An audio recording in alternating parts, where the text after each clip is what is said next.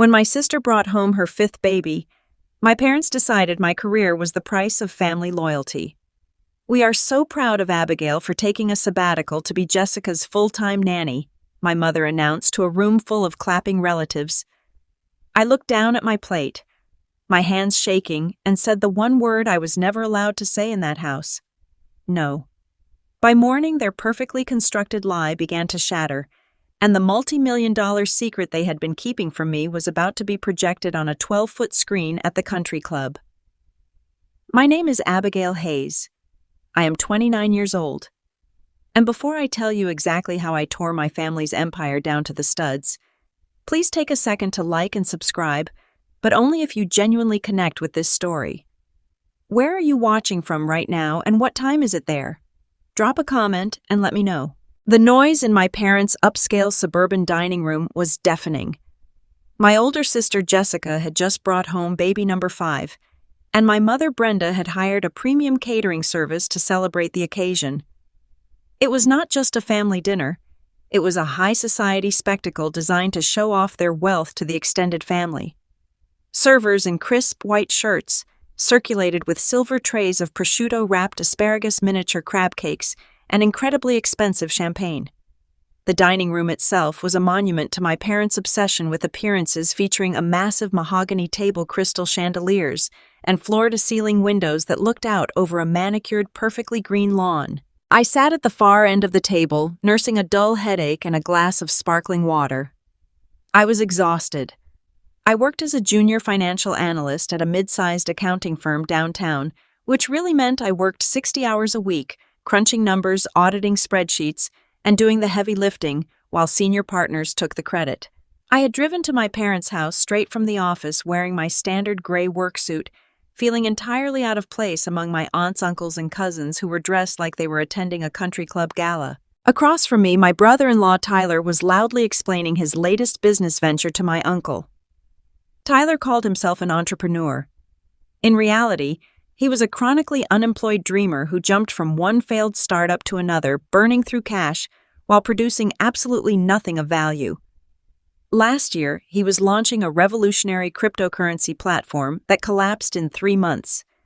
The year before that, it was a premium dog walking app that never made it past the design phase. He spoke in corporate buzzwords, waving a glass of expensive scotch in the air, acting like a captain of industry. He had never held a steady job since he married my sister. But in this house, his delusions were treated as absolute genius. Meanwhile, Jessica sat at the head of the table next to my mother holding the new baby. Jessica was wearing a designer silk blouse, looking perfectly rested despite just having a child. She was complaining loudly about how incredibly difficult her life was, how exhausted she felt, and how impossible it was to manage a large household. I watched my mother rub Jessica's shoulders, murmuring sympathetic words and pouring her more sparkling cider. Jessica had never worked a day in her life. She went straight from my parents' payroll to marrying Tyler, creating a chaotic household of children while expecting everyone else to manage the fallout. In the Hayes family, love was not distributed equally. It was a strict hierarchy, and I had always been at the very bottom. Jessica was the golden child, the one who gave my parents grandchildren to show off at church, the one who lived the perfect suburban lifestyle they so desperately valued. I was just Abigail, the quiet one, the practical one, the one who lived in a downtown condo, drove a 10-year-old sedan, and actually worked for a living. I was not a daughter to them. I was a utility. I was a backup generator for whenever Jessica's life lost power. But tonight I carried a secret that made my heart beat with quiet, thrilling anticipation. Just 4 hours ago, the senior partners at my firm had called me into the glass-walled conference room. After 5 years of grueling entry-level work, after thousands of hours of unpaid overtime and missed weekends, they were officially promoting me. I was becoming a senior financial analyst. It came with a massive pay raise, my own office, and a real undeniable career path. I had walked into my parents' house tonight, hoping to finally share my victory. I thought for just one night we could raise a glass to something I had achieved. I thought they might finally look at me and feel proud. Every time I opened my mouth to mention the promotion, however, my mother talked over me. She would immediately direct the conversation back to Jessica's exhaustion or Tyler's brilliant new ideas. I swallowed my pride, deciding to wait for the right moment. I figured I would announce it when dessert was served. I should have known better. In my family, my moments did not exist. The servers began clearing the dinner plates, replacing them with delicate porcelain dishes of crème brûlée. My mother Brenda stood up. She picked up a heavy silver spoon and tapped it sharply against her crystal champagne flute. The sharp ringing sound cut right through the overlapping conversations. The room fell completely silent. The servers stopped moving, stepping back against the walls like shadows. My father Thomas, a man who built his entire personality around his imposing physical presence and his bank account, stood directly behind my mother. He placed his large hands proudly on the back of her chair, looking out over the table with the smug satisfaction of a king surveying his subjects. My mother beamed at the 30 extended family members gathered around the mahogany table. "We are so incredibly blessed." She began, her voice dripping with that particular brand of theatrical sweetness she used when she wanted to look like the perfect matriarch. "Jessica and Tyler have brought another beautiful, precious life into our family. Looking at all of you tonight, I am reminded of what truly matters in this world: family, loyalty, and sacrifice." I listened to this, feeling a familiar heavy knot tightening in my stomach. Whenever my mother used the word sacrifice, it usually meant someone else was about to pay for Jessica's comfort. "We all know that raising 5 children takes a village," my mother continued, pressing a manicured hand to her chest. "Tyler is working so incredibly hard to get his new tech consulting firm off the ground. He is on the verge of a massive breakthrough, and we need to make sure he has the mental space to focus on his entrepreneurial journey. And our sweet darling Jessica simply needs a break. She needs time to heal, time to breathe, and time to focus on her marriage." I took a slow sip of my water. Tyler was currently playing a game on his phone under the table, barely paying attention to the speech, praising his non-existent work ethic. I waited for my mother to announce that she and my father were paying for a professional night nurse or an elite daycare service. They certainly had the money for it. Their house was a sprawling estate, and my father's business investments were supposedly booming. Hiring a nanny would be loose change to them. But my mother did not look at my father. She did not look at Jessica. She turned her head slowly, looking directly down the length of the long table, locking her cold, piercing blue eyes onto mine. Her smile widened, stretching tight across her face, but the warmth completely vanished from her gaze. So my mother continued, her voice rising in volume so the entire room could hear clearly. "Thomas and I have come up with a wonderful, perfect solution. We sat down with Abigail earlier this week and had a long, beautiful heart-to-heart talk about family values." I froze. The glass of water stopped halfway to my mouth. My fingers gripped the heavy linen napkin in my lap. We had not had any talk. I had barely spoken to my mother all week, mostly just exchanging quick text messages about what time the caterers were arriving tonight. My brain raced, trying to comprehend what lie she was spinning. "Abigail has decided to make a beautiful, selfless sacrifice for her sister," my mother announced, her voice echoing off the high ceilings. "Starting next Monday, Abigail is going to take a sabbatical from her little office job. She is going to move into Jessica and Tyler's guest room to be a full-time live-in nanny for the children. This will give Jessica the rest she deserves and allow Tyler to build his business empire. We are just so incredibly proud of Abigail for stepping up, leaving her old life behind and putting family first." The entire dining room erupted in applause. It was deafening. My aunts, my uncles, my cousins, they all started clapping loudly, beaming at me with wide, approving smiles. My uncle raised his champagne glass in my direction, nodding with deep respect. Jessica dabbed at her dry eyes with a linen napkin, looking down the table at me with an expression of triumphant, sickening entitlement. Tyler actually put his phone away and gave me a thumbs up. They were all clapping. 30 people were cheering. They were all celebrating the execution of my career, the end of my financial independence, and the total surrender of my life. I sat there completely paralyzed. The sound of their applause felt like physical blows landing against my chest. The sheer audacity of the ambush took my breath away. My mother had not asked me. She had not even hinted at this catastrophic plan. She had simply announced it as an absolute fact to 30 people, trapping me in the blinding spotlight of social expectation. She was weaponizing the pressure of our entire extended family to force my immediate compliance. It was a classic ruthless Brenda Hayes maneuver. Create a public spectacle so massive and so overwhelmingly positive that the victim would be too embarrassed and too terrified to cause a scene. She expected me to do exactly what I had always done my entire life. She expected me to smile weakly, nod my head, shrink myself down into a tiny manageable box, and accept my role as the family servant. She expected me to walk into my accounting firm on Monday morning and throw away a promotion I had bled for over the last 5 years, just so Tyler could sleep until noon and Jessica could go to the country club spa. The physical sensation of panic washed over me. My heart was hammering violently against my ribs. I could feel the blood rushing to my ears, drowning out the sound of the clapping.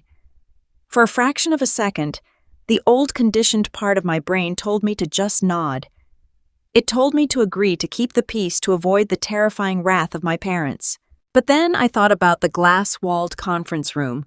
I thought about the respect in the senior partner's eyes when they shook my hand.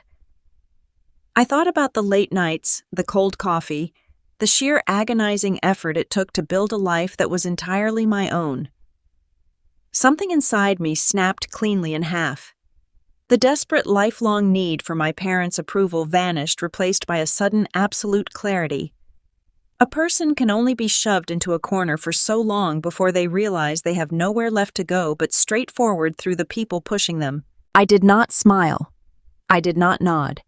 I looked down at my plate, took one slow, deep breath to steady my shaking lungs, and then I looked up, staring directly into my mother's eyes. The clapping was starting to die down. People were shifting in their chairs, leaning forward, waiting for me to stand up and make a humble little speech about how happy and honored I was to help my sister. Instead, I stayed seated. I let the heavy, expectant silence stretch for one long, agonizing second. Then I spoke. My voice was not loud, but the room had become so incredibly quiet that my single word carried clearly to every corner of the dining room. No. Someone at the middle of the table dropped a silver dessert fork. It clattered loudly against a porcelain plate, the sound ringing out like an alarm bell. My mother's triumphant smile froze instantly on her face. Her perfectly manicured hand tightened around her crystal champagne flute so hard I thought the glass might shatter. The mask of the sweet-loving matriarch evaporated in a heartbeat, leaving behind a cold, furious glare that could have frozen boiling water. "I am sorry, what did you just say?" my mother asked. Her tone had dropped its sweet theatrical pitch, replaced by a sharp, dangerous, razor-thin edge. I kept my posture completely rigid. I forced my shoulders back and kept my chin level. I said no. I repeated, my voice louder and firmer this time. I am not taking a sabbatical. I am not moving into Jessica's guest room. And I am certainly not quitting my job to be a full-time nanny. The silence that followed was thick and suffocating. 30 relatives stared at me with wide, shocked eyes, looking at me as if I had just stood up and set the dining room table on fire. No one in the Hayes family ever spoke to my mother like this. Defiance was strictly forbidden. Jessica immediately burst into loud theatrical tears. She clutched her new baby tightly to her chest, burying her face in Tyler's shoulder. "Abigail, how can you be so incredibly selfish?" Jessica wailed, her voice trembling with perfectly practiced victimhood. "I am drowning here. I have 5 children. Tyler is working so hard to provide for us. We need you. You know we cannot afford a private nanny right now." Tyler slammed his open hand down heavily on the mahogany table, rattling the silverware and the crystal glasses. "You heard your mother, Abigail," he barked, his face flushed with anger and scotch. "We made a family decision. You are supposed to be a team player. You are supposed to support this family." I turned my gaze away from my mother and stared directly at Tyler. "You did not make a family decision, Tyler," I said, my voice cutting through the tension. "You made a decision about my life without my consent. You want a full-time nanny for your 5 children. Then you can use the millions of dollars from your next brilliant startup to hire one. But you are not using me. I am not your servant." My mother stepped out from behind her chair. She walked slowly down the length of the table, her heels clicking ominously against the hardwood floor. The guests physically leaned back, parting for her. She stopped 3 feet away from my chair, glaring down at me with absolute fury. "Abigail, you are embarrassing us in front of the entire family," my mother hissed, her voice a venomous whisper. "You are being hysterical and deeply ungrateful. You are single. You have no real responsibilities. That entry-level job of yours is not a career. It is a stepping stone. Your sister needs actual vital help." I pushed my chair back and stood up, bringing myself to eye level with her. I was trembling with adrenaline, but I did not break eye contact. "It is not an entry-level job anymore, Mom," I said, ensuring my voice carried to the very back of the room where my father stood. "I was promoted to senior financial analyst this afternoon. I worked 60 hours a week for 5 years to earn that title. I came here tonight hoping to celebrate my promotion with my family. But as usual, nobody bothered to ask how I was doing. Nobody cared. So let me make this perfectly clear to everyone in this room. I am not quitting my career to subsidize Jessica and Tyler's life choices. The answer is no. Today, tomorrow, and forever." The entire room seemed to hold its breath. I stood my ground, watching my mother's face twist with an anger so profound it was almost frightening.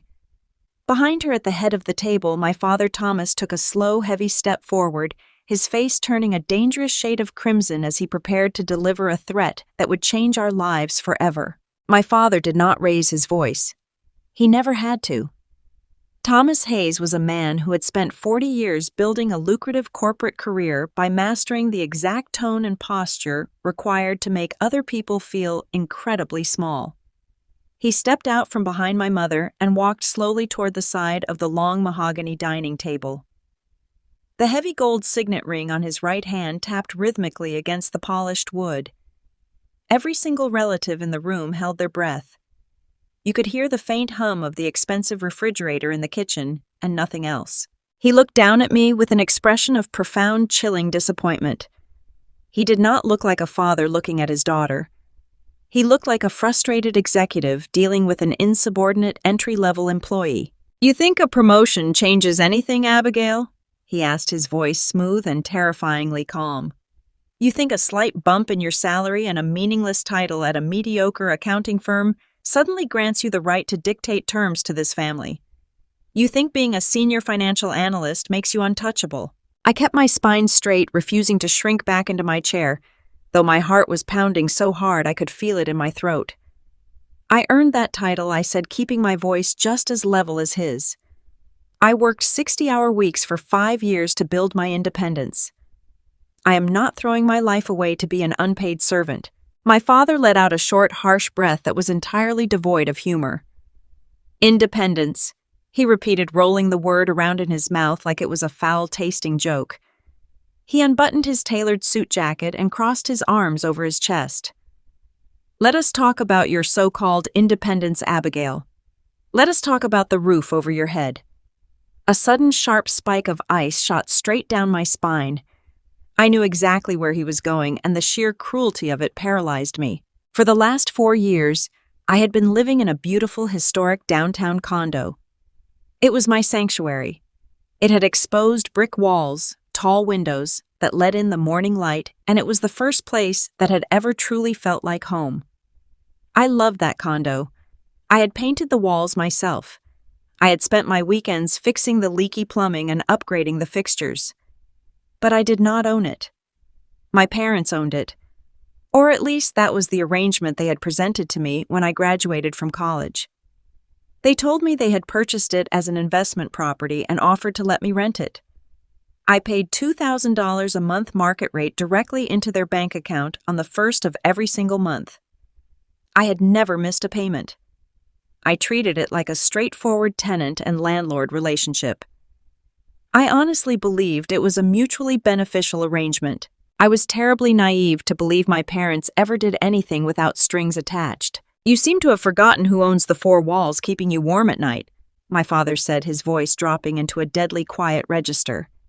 You live in our property. You sleep under our roof. We allowed you to rent that space because we thought we were supporting a daughter who understood the value of family loyalty.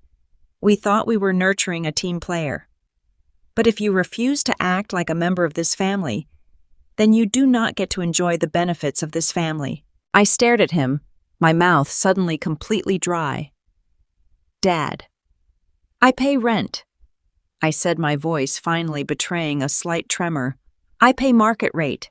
I am a tenant. You cannot just use my home as leverage." "I absolutely can, and I will," he snapped, dropping the calm facade for a fraction of a second. "You want to talk about finances, Abigail? Let us do the math. Jessica needs a professional full-time nanny to help her manage her beautiful children. Tyler needs absolute peace and quiet to focus on his business. Since you have so selfishly refused to step up and do your duty as an aunt and a sister, your mother and I have to find another way to fund that childcare. Professional nannies are expensive." He leaned forward, placing both hands flat on the dining table, looming over me. "So here is the new plan. Since you want to be completely independent, you can be homeless. You have 48 hours to pack your clothes, clear out your furniture, and vacate the premises. We are terminating your lease immediately. I am calling my real estate agent on Monday morning to list the condo on the market. We are going to sell that property, liquidate the asset, and use the cash to hire a luxury childcare agency for your sister." The room started to spin. The crystal chandeliers above us seemed to blur into harsh, blinding streaks of light. I could not breathe. He was evicting me. My own father was giving me 2 days to pack up my entire life, throwing me out onto the street just so he could sell my home and hand the money directly to Jessica. The sheer, breathtaking malice of the threat left me completely speechless. They were going to uproot my life, destroy my peace, and sabotage my career just to ensure Tyler did not have to wake up early to change a diaper. "Do you understand me, Abigail?" my father demanded, his voice ringing with absolute authority. 48 hours. Leave the keys on the kitchen counter. Unless, of course, you want to reconsider your mother's incredibly generous offer, apologize to your sister and move into her guest room on Monday morning. The choice is entirely yours.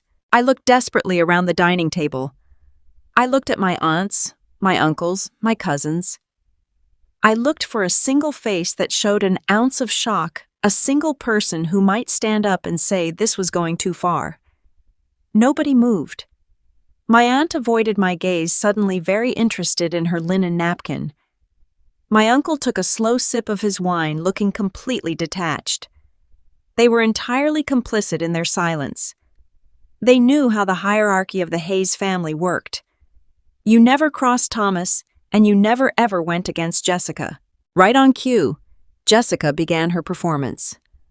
The moment my father finished his threat, she let out a loud theatrical sob that echoed off the dining room walls. She buried her face into the crook of Tyler's neck, clutching her newborn baby tightly, her shoulders heaving with manufactured devastation. "I just do not understand why she hates me," Jessica wailed, her voice thick with fake tears. "I have never done anything to Abigail. I just asked for a little bit of help. I am so overwhelmed, and she sits there bragging about her stupid office job, like it matters more than her own nieces and nephews. Why do you hate my babies, Abigail? Why are you so incredibly cold and bitter?" It was a masterclass in manipulation. In the span of 30 seconds, she had completely twisted reality. I was no longer a hard-working woman defending her career and her home from an unreasonable demand. According to Jessica's narrative, I was a heartless, bitter monster who actively despised innocent children. Tyler, emboldened by my father's ruthless intervention, stood up from his chair. He pointed a finger directly at my face, his expression twisted with unearned arrogance. "You are pathetic, Abigail." He sneered, his voice loud and aggressive. "Your parents gave you everything. They gave you a place to live, and the second they ask for a tiny favor in return, you throw a temper tantrum. You think that new job title means anything. You are going to end up completely alone in this world because you care more about spreadsheets than you do about actual human beings. You should be begging your sister for forgiveness." My mother crossed her arms, looking down at me with an expression of pure, unadulterated triumph. She knew she had won. She had engineered the perfect trap. She knew I could not easily find a new apartment, pack my belongings, and secure a lease in 48 hours while starting a demanding new senior role at my firm. She was banking on my panic. She was absolutely certain that the fear of sudden homelessness would break my spirit, forcing me to surrender, quit my job, and fall back into line. But as I sat there listening to Jessica's fake sobbing, watching Tyler's smug face, and feeling the heavy, suffocating weight of my parents' conditional love, the panic slowly began to drain away. It was replaced by a cold, hard, absolutely blinding realization. I saw my entire existence in this family with perfect, brutal clarity. I was not a daughter. I was a shock absorber. I existed solely to cushion the impact of Jessica's chaotic, irresponsible life choices. When Jessica needed money for her extravagant wedding, my parents drained the college fund they had originally promised to split between us.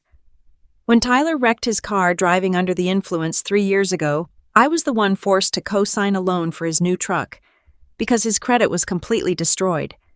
I had spent 29 years shrinking myself down, making myself useful, handling their burdens, and desperately hoping that one day my sacrifice would be rewarded with genuine affection. That day was never going to come. There was no amount of blood I could bleed that would ever satisfy them. If I gave up my career and my home today next year, they would demand my savings. The year after that, they would demand my future. They would feed me to Jessica piece by piece until there was absolutely nothing left of me. I reached down and calmly picked up my leather purse from the floor. I stood up, pushing my chair back slowly. The screech of the wooden legs against the hardwood floor cut through Jessica's crying. I did not look at Tyler. I did not look at my weeping sister. I looked directly into my father's eyes. "I will have my things out by Sunday night," I said. My voice was perfectly steady. It did not shake. It did not waver. I kept my tone as cold and corporate as his. "You can list the property on Monday morning. I hope the money buys you the exact kind of family you want. Because you just lost your daughter." My father's eyes narrowed. He had expected begging. He had expected tears. He was not prepared for quiet acceptance. "Do not be dramatic, Abigail," he snapped, taking a step forward. "You are making a massive mistake. You walk out that door tonight and you are cut off.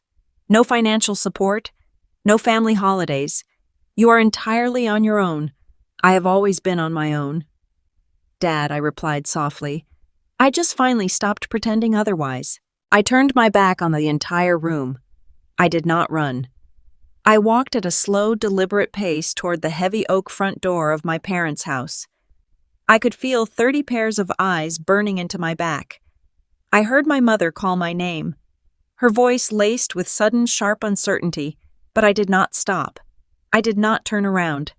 I pushed the front door open, stepped out into the cool, damp evening air, and closed the door firmly behind me, severing the connection with a final, solid click. I walked down the long, sweeping driveway to my 10-year-old sedan parked on the street.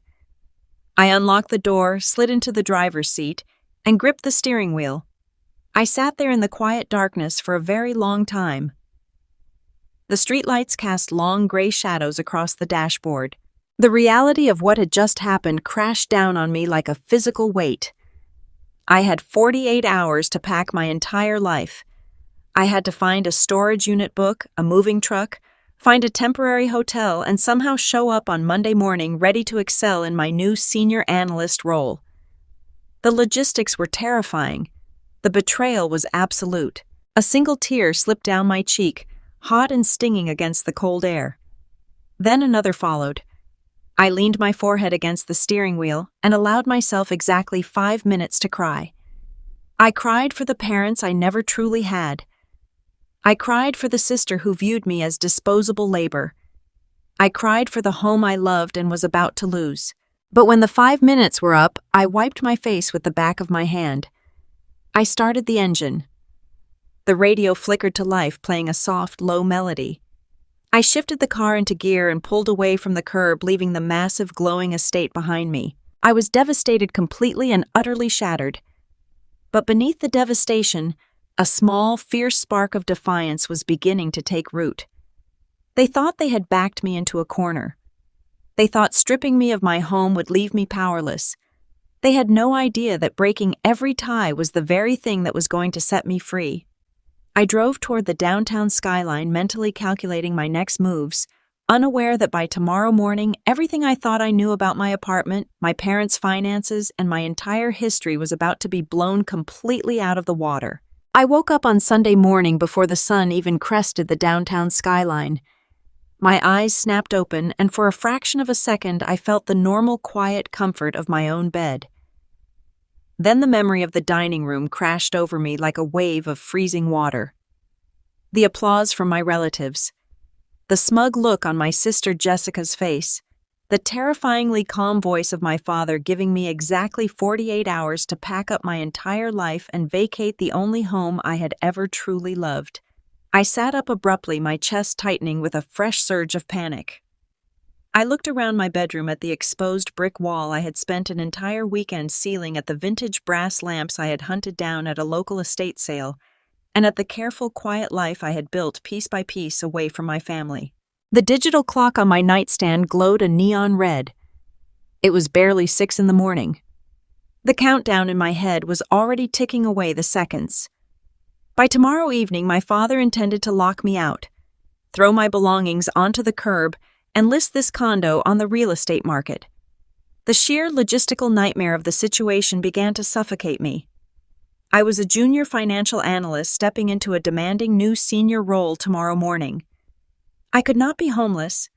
I could not spend my first week as a senior analyst living out of a cheap motel and putting my furniture into a storage unit. I needed to fight back. I threw off the blankets and marched into the kitchen to start the coffee maker. My hands were shaking as I poured the water. My brain, trained to analyze data and assess risk, finally pushed through the emotional fog of my parents' betrayal. I realized I was not entirely powerless. I was a rent-paying tenant. I had been transferring $2,000 a month into my parents' bank account on the first of every single month for 4 straight years. Under the law, my father could not simply throw me out on a 48-hour whim. He had to serve a formal eviction notice. He had to go through the courts. He had to follow a legal process that would take weeks, if not months. But to prove any of that to the local housing authority or the police, I needed my physical lease agreement. A cold knot formed in the pit of my stomach as a sudden realization hit me. I did not have a copy of my lease. When I first moved into the condo 4 years ago, my father had printed out a standard residential rental agreement. I had signed it at the kitchen table. When I asked for my copy, he had chuckled in that patronizing fatherly way of his. He told me he was going to place the original in his heavy fireproof filing cabinet in his home office just to keep it safe from any accidental damage. He told me I could look at it whenever I wanted. I had trusted him. I had believed he was acting out of protective paternal care. Looking back now with the bitter clarity of last night's ambush, I finally understood the truth. He had not been protecting my paperwork. He had been confiscating it. He had deliberately stripped me of the one piece of paper that proved I had a legal right to live in this condo. Without that lease, I was just a squatter in his eyes, a guest he could remove whenever he pleased. I also needed my birth certificate and my social security card. Those were also locked inside that same heavy steel filing cabinet. My father had insisted on keeping all my vital documents in his office long after I turned 18, claiming it was for my own financial security. Without those documents, I could not sign a new lease for a different apartment, run a background check, or establish a new line of credit if he decided to financially retaliate against me. I was completely trapped. I stared down at my black coffee.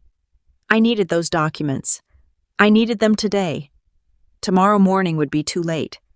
By tomorrow, my father would already have his real estate agent marching through my front door. I looked up at the clock. It was 6:30. My parents were creatures of absolute, unbreakable habit.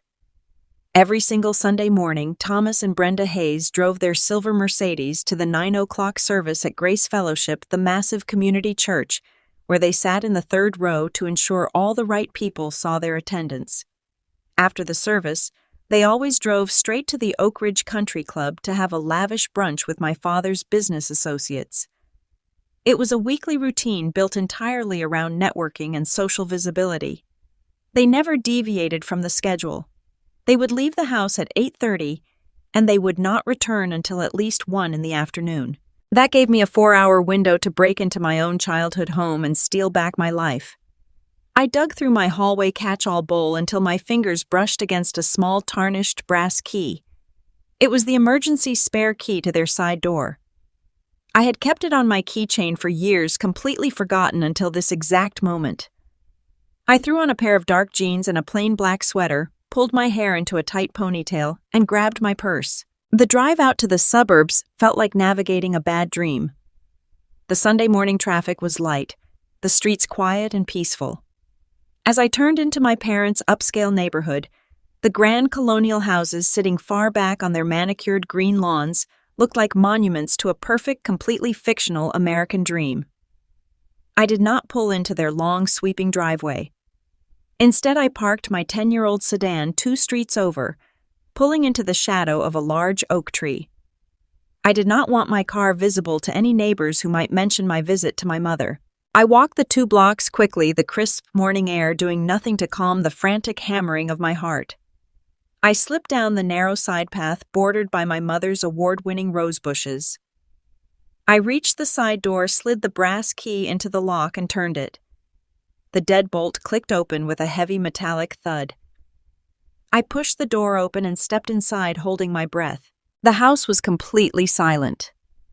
It smelled of Brenda's signature expensive vanilla potpourri, mixed with the faint, lingering scent of last night's catered dinner. The silence felt heavy, oppressive, thick with the ghosts of the humiliating applause from the dining room.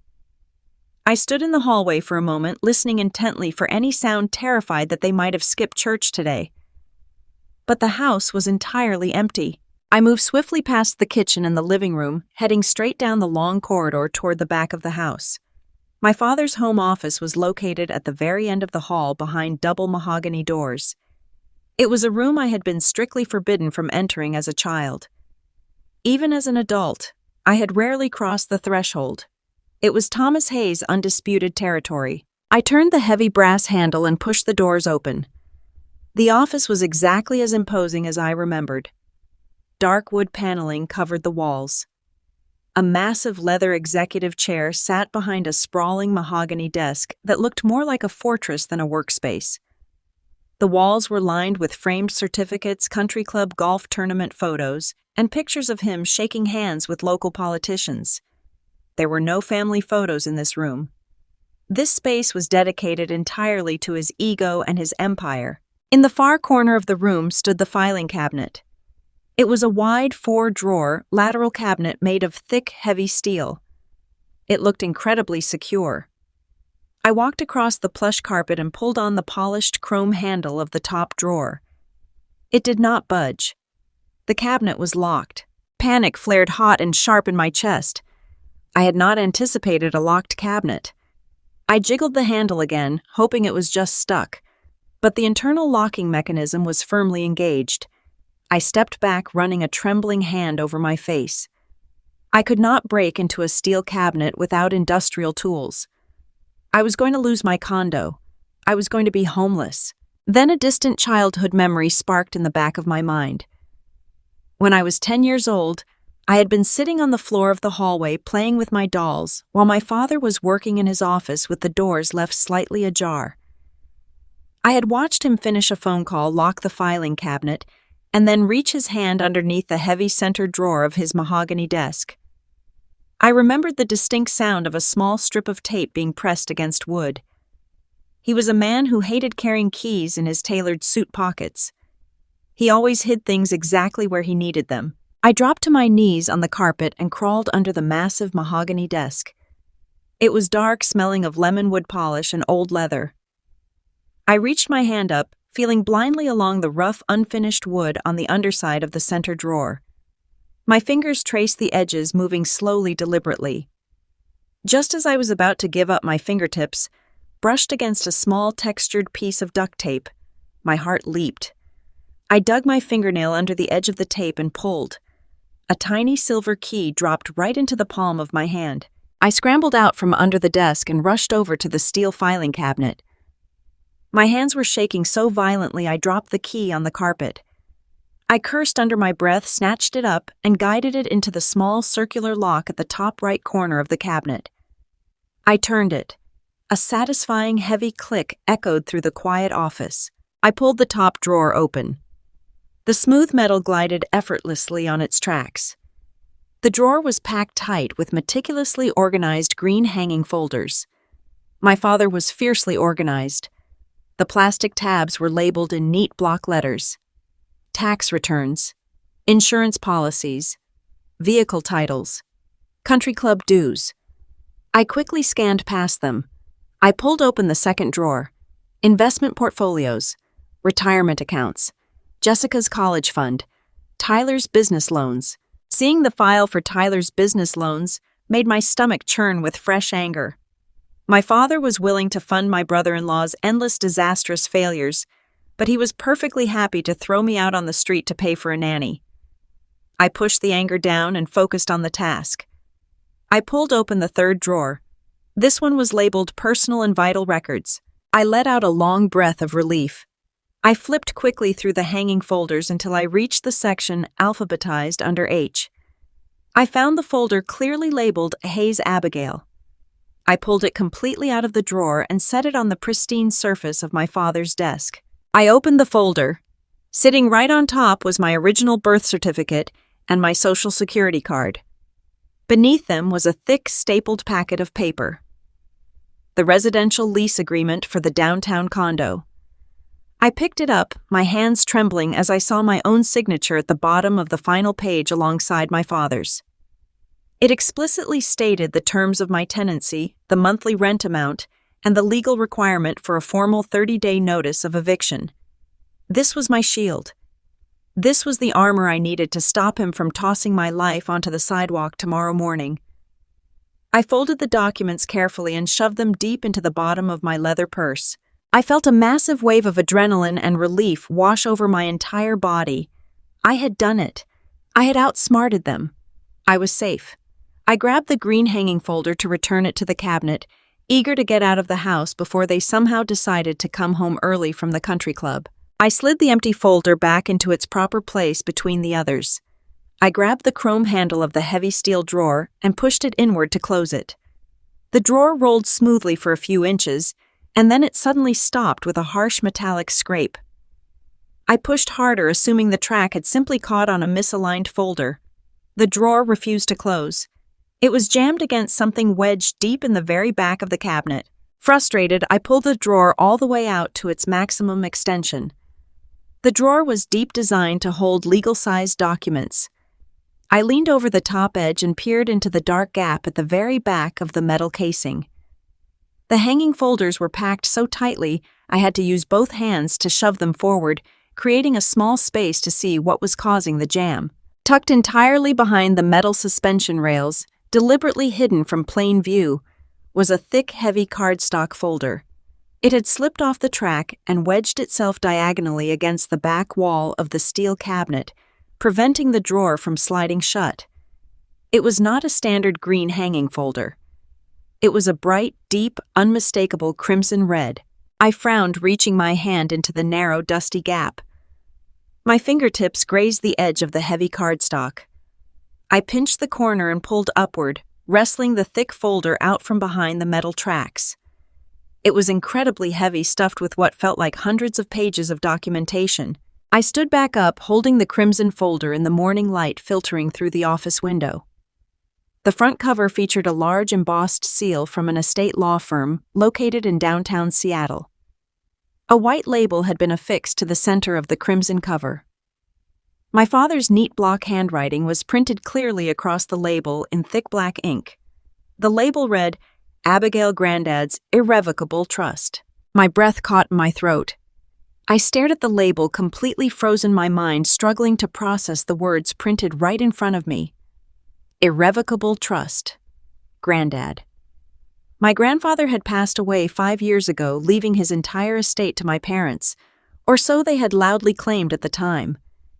they had used his death as an excuse to upgrade their vehicles and remodel the kitchen. They had never once mentioned a trust. They had never once mentioned my name in connection with his estate. I stood in the suffocating silence of my father's forbidden office, gripping the heavy red folder tightly with both hands. The ticking clock of my 48-hour eviction suddenly felt incredibly small, completely overshadowed by the massive, chilling realization of what I was holding. My hands began to shake violently. I slowly opened the heavy crimson cover and turned to the very first page. I sat cross-legged on the plush carpet of my father's office, the heavy crimson folder resting on my lap like a live explosive. The sunlight streaming through the plantation shutters caught the gold-embossed seal of a downtown law firm on the cover. My hands were trembling so severely that the thick parchment pages rustled loudly in the quiet room. I forced myself to take a slow, deep breath. I was a financial analyst. I spent 60 hours a week tearing apart corporate ledgers, identifying hidden liabilities, and tracing money through complex webs of shell companies. I knew how to read legal jargon. I knew how to follow a paper trail. I just never imagined I would have to use those skills to audit my own parents. I flipped past the title page. The document was an irrevocable living trust. The grantor was listed as William Hayes, my late grandfather.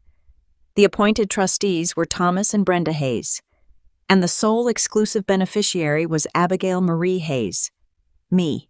My grandfather was a quiet, practical man who had spent his life running a successful chain of hardware stores. He passed away 5 years ago. At his funeral, my mother wept beautifully, and my father delivered a moving eulogy about carrying on the family legacy.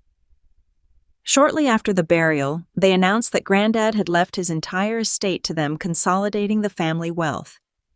They used the supposed inheritance to completely remodel their kitchen with imported Italian marble and trade in their cars for matching luxury SUVs.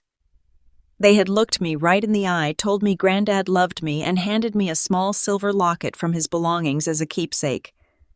I had worn that locket every day. I had cherished it.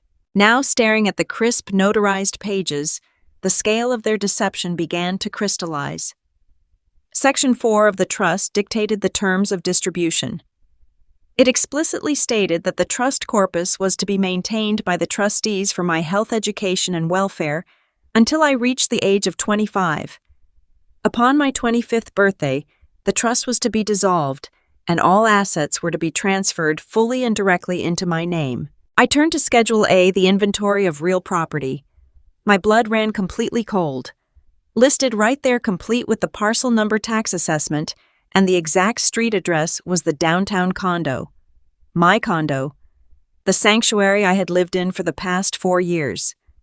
The property my parents claimed they had generously purchased as an investment to help me get on my feet. The narrative they had spun was a complete fabrication. They had never bought that condo. My grandfather had bought it for me, placing it in the trust long before he died, securing a safe, paid-off home for my future. The mathematical reality hit me with the force of a physical blow. I am 29 years old. This trust should have legally matured and transferred the deed to my name 4 years ago. Instead, my father had approached me on my 25th birthday with a fake lease agreement.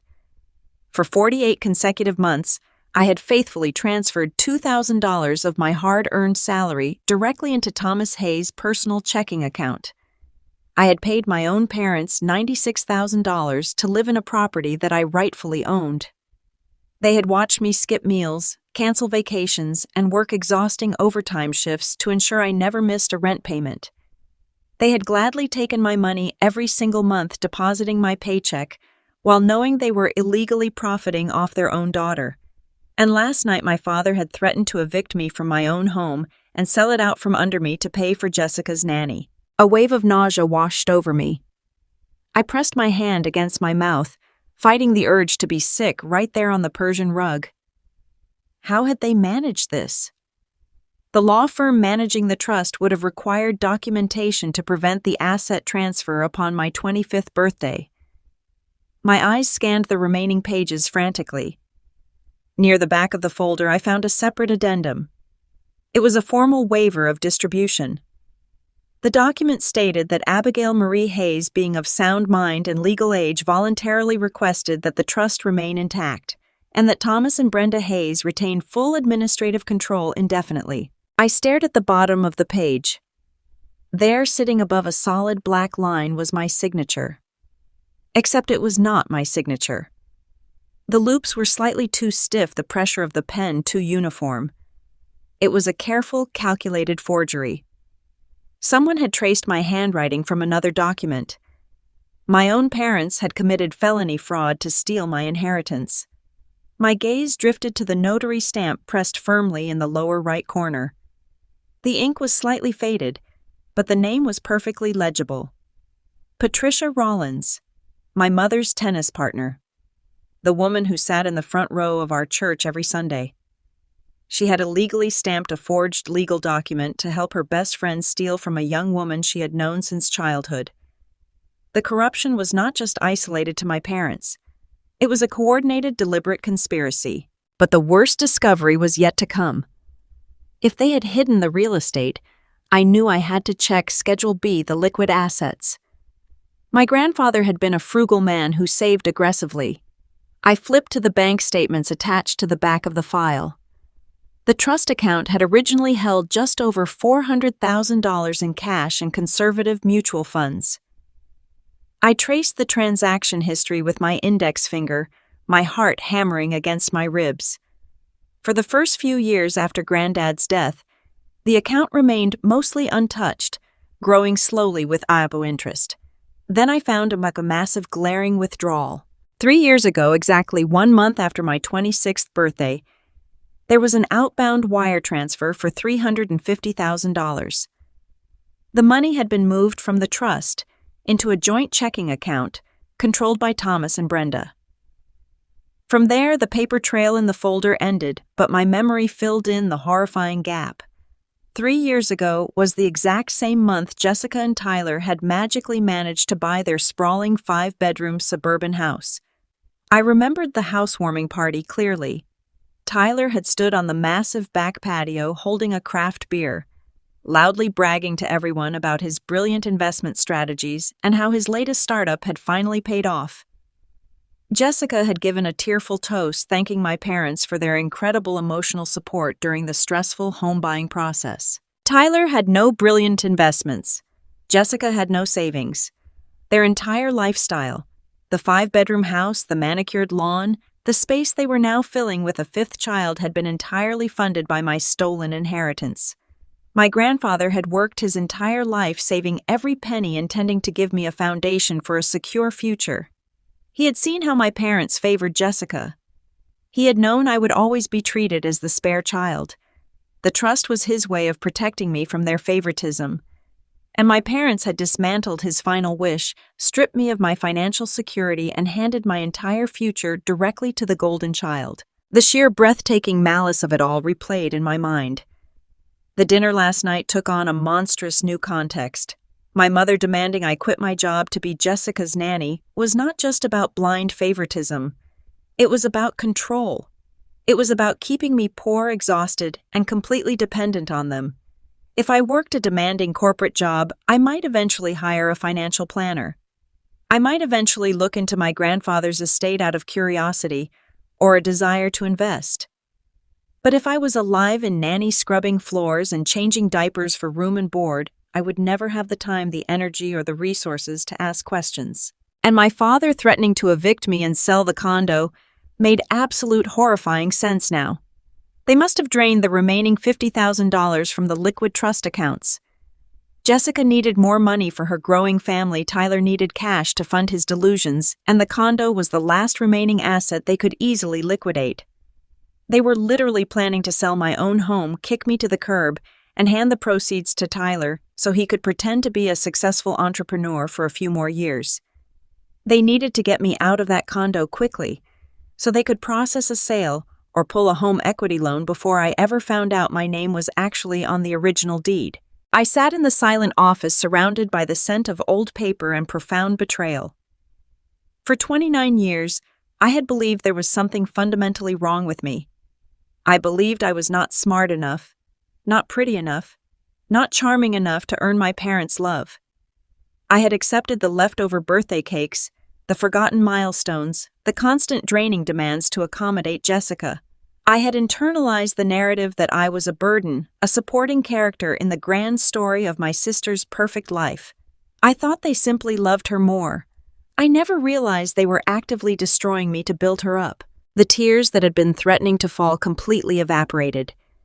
The fear of being homeless, the panic of the 48-hour eviction, the crushing weight of their rejection, it all burned away in an instant. What replaced it was a cold, sharp, brilliant rage.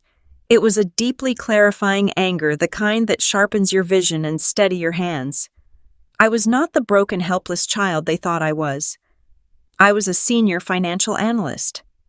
I destroyed corrupt corporate spreadsheets for a living. I unraveled complex embezzlement schemes before breakfast.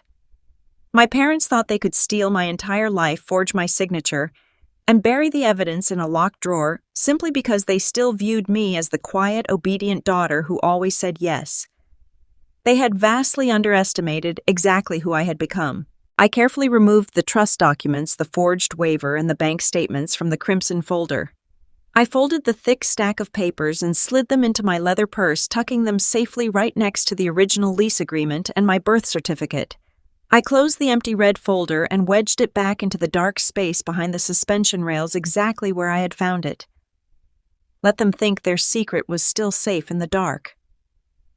I locked the steel cabinet, crawled back under the mahogany desk, and pressed the tiny silver key firmly against the hidden strip of tape. I stood up, smoothing the wrinkles from my black sweater. I looked around the imposing dark wood office one last time. It no longer looked like a fortress of authority. It looked like a crime scene. I walked out of the room, closed the double mahogany doors, and slipped out the side entrance of the house. The cool Sunday morning air hit my face as I walked quickly back to my car. I did not have 48 hours to pack my life. I had 48 hours to build a trap that would tear their entire empire down to the studs. I started the engine, pulled away from the curb, and drove toward the city, ready to go to war. The rain was coming down in heavy, unrelenting sheets by the time I parked my 10-year-old sedan in the underground garage of a towering glass and steel building in the heart of the downtown financial district. It was exactly 8 a.m. on Monday. I had not slept a single minute since walking out of my parents' house on Sunday night. Every time I closed my eyes, I saw that crimson folder and the forged signature that had stolen my entire financial future. I walked into the sweeping marble lobby of Sterling & Associates. I did not have an appointment. I did not care. I needed a shark, and Richard Sterling was the most terrifying estate litigation attorney in the city. He was the kind of lawyer who dismantled corrupt trust funds before lunch and bankrupted fraudulent executors by dinner. I marched up to the imposing mahogany reception desk and told the assistant I needed to see Mr. Sterling immediately regarding a multi-million-dollar trust fraud. 10 minutes later, I was sitting in a sprawling corner office that smelled of expensive leather and polished wood. Richard Sterling sat across from me. He was a man in his late 50s with sharp silver hair and pale gray eyes that missed absolutely nothing. He wore a tailored navy suit that screamed old money and absolute authority. He did not offer me coffee or comforting platitudes. He simply held out his hand and asked to see exactly what I had brought him. I reached into my leather purse and pulled out the stack of documents I had copied and photographed from my father's hidden filing cabinet. I placed the original residential lease agreement, my birth certificate, and the high-resolution color prints of the irrevocable trust documents directly onto his immaculate desk. Sterling put on a pair of tortoiseshell reading glasses and began to read. For 20 agonizing minutes, the only sound in the large office was the steady, rhythmic ticking of a brass grandfather clock in the corner and the crisp rustle of heavy paper turning. I watched his face closely for any sign of doubt. At first, his expression remained entirely neutral, professional, and completely detached. But as he reached the third page of the trust agreement, his posture shifted. He leaned forward slightly. When he turned to the bank statements showing the $350,000 withdrawal from the trust corpus, his jaw tightened. Finally, he picked up the last document in the stack. It was the waiver of distribution. The the single piece of paper where my parents had blatantly forged my signature to maintain absolute control over my inheritance. Sterling slowly removed his reading glasses and placed them gently on the desk. He looked at me with an expression that sent a sudden cold shiver straight down my spine.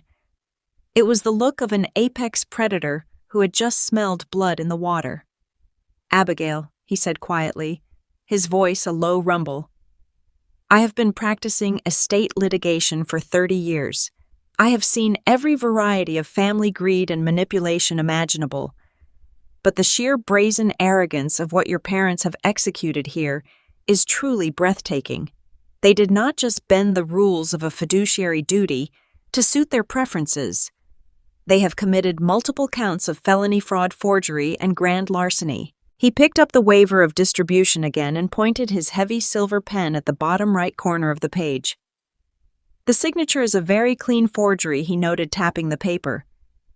"But a forgery alone is often difficult to prove quickly without bringing in a forensic handwriting expert. What makes this a complete and absolute slam dunk for a criminal prosecution is the notary stamp placed right next to it. Look closely at the name." I leaned over the mahogany desk and squinted at the faded blue ink pressed into the bottom of the page. Patricia Rollins. The name echoed in my mind for a brief moment before the realization hit me like a physical blow to the chest. Patricia Rollins was not just some random public official or a clerk at a local bank. She was my mother, Brenda's tennis partner. They had been members of the same exclusive country club for over 20 years. They drank mimosas together on Tuesday afternoons and organized the annual church bake sale every spring. I told Sterling exactly who Patricia was. He let out a sharp, dry laugh that held absolutely zero humor. "Well," he said, leaning back in his leather executive chair, "that changes the landscape entirely. This was not a crime of opportunity committed in a moment of financial panic. This was a calculated, coordinated conspiracy involving their elite social circle. Your mother used her country club connections to secure a fraudulent notarization on a legal document specifically designed to steal your home. Patricia Rollins risked her state notary license and her own freedom just to do a favor for her wealthy friend. It is incredibly sloppy, and it is exactly the kind of unearned arrogance that sends people directly to federal prison." A massive wave of vindication washed over me, but Sterling was not finished. He turned to his large computer monitor, and his fingers began flying rapidly across the keyboard.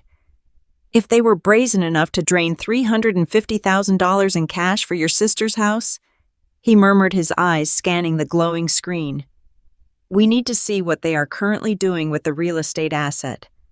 I want to pull the exact property records for your downtown condo right now." I sat perfectly still, gripping the padded armrests of my chair while he navigated through the county property tax databases and public deed registries. The silence stretched out again, thick and heavy. I watched the reflection of the computer screen in his silver-framed glasses. I thought about the terrifying threat my father had made less than 12 hours ago. He had told me I had 48 hours to pack my things. He had promised to call his real estate agent today to list my home on the market. I had assumed he simply wanted to sell the condo quickly to get cash for Jessica's professional nanny. But as Sterling continued to type, clicking rapidly through restricted financial portals, the expression on his face grew incredibly dark. He stopped typing completely. He stared at the monitor for a long, agonizing moment. "Abigail," he said, his voice dropping to an urgent, dangerous whisper, "we have a massive problem. Your father is not planning to sell the condo. He is doing something much faster and infinitely more destructive." I felt all the air suddenly leave my lungs. "What do you mean?" I asked, my voice trembling despite my best efforts to keep it steady. Sterling turned the large monitor around so I could see the screen. It was a preliminary banking portal, a digital footprint logged in the county financial records. "Your father is currently using the forged power of attorney to originate a home equity line of credit against your property," he explained, pointing at a highlighted row of data.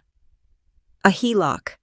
Because the condo is fully paid off and located in a premium downtown area, it holds a tremendous amount of equity. He is leveraging that equity to pull out $500,000 in pure untraceable cash. I stared at the numbers glowing on the screen. $500,000. The sheer magnitude of the theft was entirely paralyzing. My father was not just kicking me out of my home. He was mortgaging my home to the absolute maximum limit. He intended to walk away with $500,000 to fund Tyler's ridiculous business ventures and Jessica's endless parade of nannies while leaving me completely responsible for the massive debt. Since my name was technically on the trust that held the deed, the bank would ultimately hold me liable when the monthly payments defaulted. It would obliterate my credit score instantly. It would destroy my career in the financial sector before I even had the chance to start my new senior analyst role tomorrow morning. It would completely ruin my life. How far along is the loan process? I asked, fighting a rising wave of absolute panic. Sterling clicked another tab on the screen, his eyes darting across the fine print. According to this underwriting status, the loan is in the final stages of approval. He has already submitted the forged waiver and the fraudulent tax documents. The bank has scheduled the final closing and fund disbursement for next Monday. You have exactly 7 days. If that loan funds and the cash hits Thomas Hayes' personal checking account, the money will vanish into offshore accounts or be spent immediately on your sister's extravagant lifestyle. You will be saddled with a $500,000 debt on a property you did not even know you actually owned. The room started to spin. My entire body went completely cold. My father had stood in the dining room last night perfectly calm, completely collected, and threatened to make me homeless in 48 hours. Now I understood exactly why he needed me out so urgently. He needed the condo empty so the bank appraiser could walk through the property this week without me being there to ask questions. He needed me utterly distracted by moving boxes and storage units, so I would never intercept the final mortgage paperwork arriving in the mail. My eviction was not just a cruel punishment for refusing to be Jessica's servant.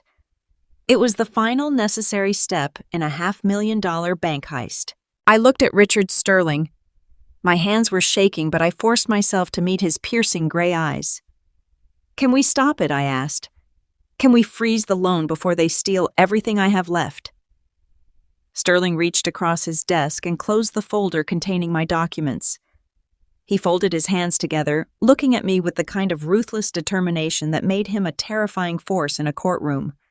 "We are not just going to stop the loan, Abigail," he said, his voice hard and unyielding as steel. "We are going to let them walk right up to the very edge of the cliff, and then we are going to push them over. But to do that, we cannot simply call the bank today and cancel the transaction. If we tip them off now, Thomas will destroy the evidence and hide the money he already stole for Jessica's house." He leaned forward, resting his elbows on the polished mahogany desk. "We need to secure an ironclad legal trap. We need undeniable proof of exactly where the first $350,000 went, so I can place a heavy legal lien on your sister's massive suburban mansion. To do that, I need you to go back into the lion's den. You have to buy us time. You have to make your parents believe that they have won." I stared at him, my mind racing through the horrific implications of what he was asking me to do. He wanted me to go back. He wanted me to fake my own surrender. It was the most terrifying thing anyone had ever asked me to do, but as I looked at the glowing computer screen and thought about the incredible life they were trying to steal from me, I knew I had absolutely no other choice. Richard Sterling leaned back in his heavy leather executive chair and folded his hands together. He did not look sympathetic. He looked like a general calculating the exact cost of a battlefield victory. He told me that simply freezing the home equity line of credit today was the worst possible move we could make. If we alerted the bank and blocked the loan, my father would instantly realize I had discovered the hidden trust documents. Thomas Hayes was a ruthless, seasoned corporate player. The moment he knew his scheme was compromised, he would immediately scramble to cover his tracks.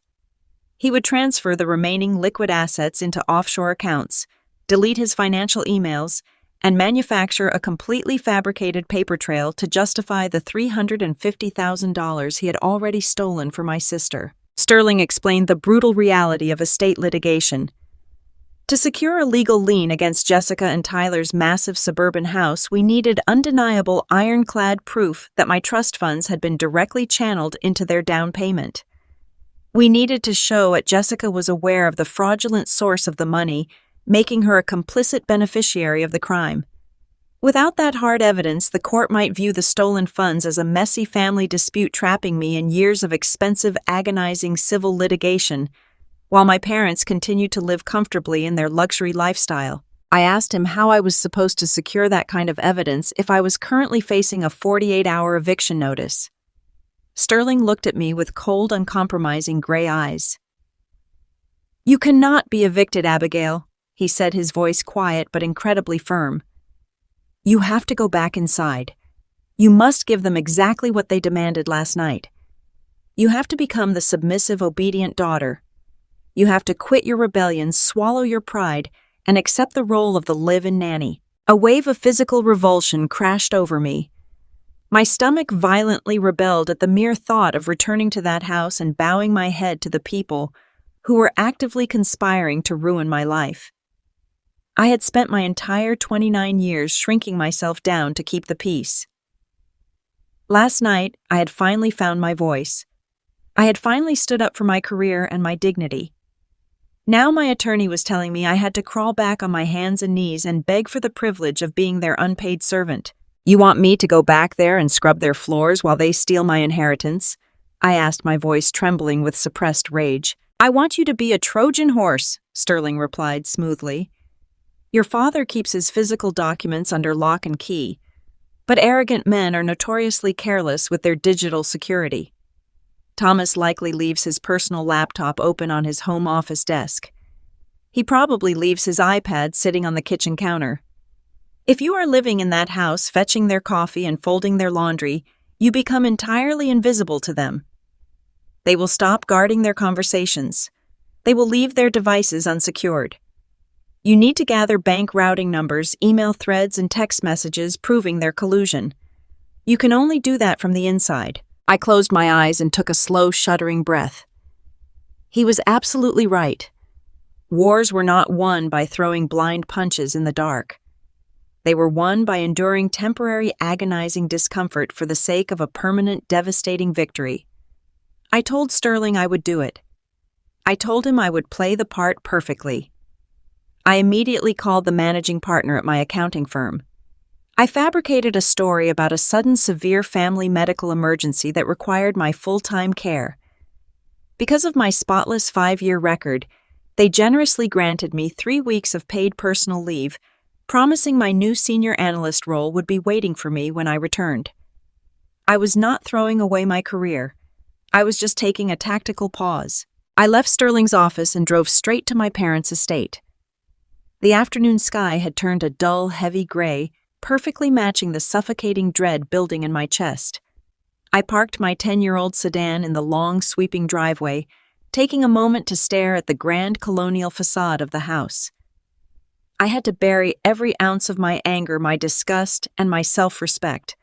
I had to become the broken, defeated version of Abigail they so desperately wanted to see. I walked up the brick pathway and rang the doorbell. I forced myself to think about my grandfather. I thought about how much he must have loved me to secretly buy me a home, and I thought about the staggering cruelty of my parents tearing his final wish to shreds. The genuine grief of that betrayal brought hot, stinging tears to my eyes. By the time the heavy front door swung open, my face was wet and my shoulders were shaking. My mother Brenda stood in the doorway. She was wearing her expensive silk lounge robe, holding a cup of herbal tea. When she saw me standing there crying and clutching my purse, a look of profound, sickening satisfaction washed over her face. She did not reach out to comfort me. She did not ask if I was okay. She simply stood perfectly still, waiting for me to surrender. "Mom," I whispered, letting my voice crack with manufactured shame. "I am so sorry." She took a slow sip of her tea, looking me up and down. "Sorry for what, Abigail?" she asked, dragging the humiliation out as long as possible. "I am sorry for the way I acted last night," I cried, wiping my cheeks with the back of my hand. I was just so overwhelmed. The promotion at work terrified me, and the thought of moving out made me panic. you were right. You and Dad were right about everything. I cannot make it on my own. I need my family. I am ready to be a team player. Please do not kick me out of the condo. I will do whatever you want. I will be the nanny. I will take the sabbatical. I just want to help Jessica." My mother sighed a long theatrical sound of long-suffering patience. She stepped back, gesturing for me to enter the grand foyer. I walked inside, keeping my head bowed. My father walked out of his home office, hearing the commotion. He stopped at the end of the hallway, slipping his hands into his suit pockets. He surveyed my tear-stained face with the triumphant smirk of a man who had successfully crushed a rebellion before it could even begin. "I told you she would come to her senses," my father said, looking at my mother instead of me. "The real world is a cold place for people who do not understand family loyalty. It takes a harsh lesson to teach a stubborn child her proper place." I looked at the floor, biting the inside of my cheek so hard I tasted copper. "I am sorry, Dad," I murmured. "I submitted my leave of absence to my firm this morning. I am ready to start helping Jessica today." My father nodded approvingly. "Good. You are finally growing up, Abigail. We will cancel the real estate agent provided you fulfill your end of the bargain. But understand this. If you complain, if you slack off, or if you ever disrespect your mother like that again, you will be out on the street before you can even blink." I promised him I would be perfect. I promised them both I would dedicate every waking moment to my sister's family. My mother smiled, a cold, bright expression of total dominance. She did not offer me a moment to collect myself.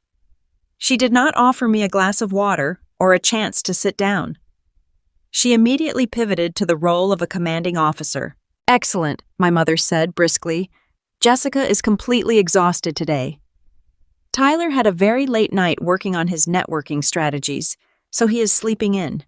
I need you to drive over to their house right now. The boys have not had lunch, the laundry is piling up, and the baby needs to be bathed. You can start bringing your suitcases over tomorrow, but today you need to prove you are actually committed to this. Go." I turned around, walked back out to my car, and drove to the massive, sprawling McMansion that had been purchased with my stolen trust funds.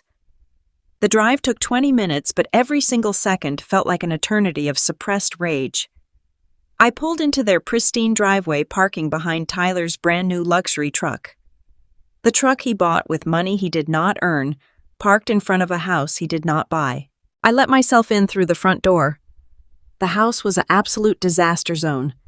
Piles of expensive discarded plastic toys littered the hardwood floors. The kitchen counter was covered in sticky juice boxes, half-eaten sandwiches, and unwashed bottles. The smell of sour milk and dirty diapers hung thick in the air. I found Jessica in the massive living room.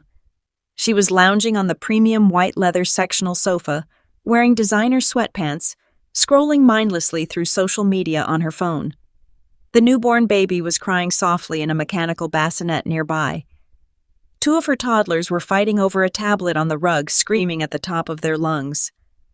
Jessica did not even look up from her phone when I walked into the room. "Mom said you finally stopped throwing your little tantrum," Jessica drawled, tapping her screen. "It is about time. My back is killing me, and Tyler needs absolute silence for his investor calls later." She pointed a perfectly manicured finger toward the kitchen. "The dishwasher needs to be unloaded. The boys need organic chicken nuggets cut into stars. Not dinosaurs, they hate the dinosaurs today. And the baby had a blowout upstairs in the nursery. Bring the diaper pail down and bleach it.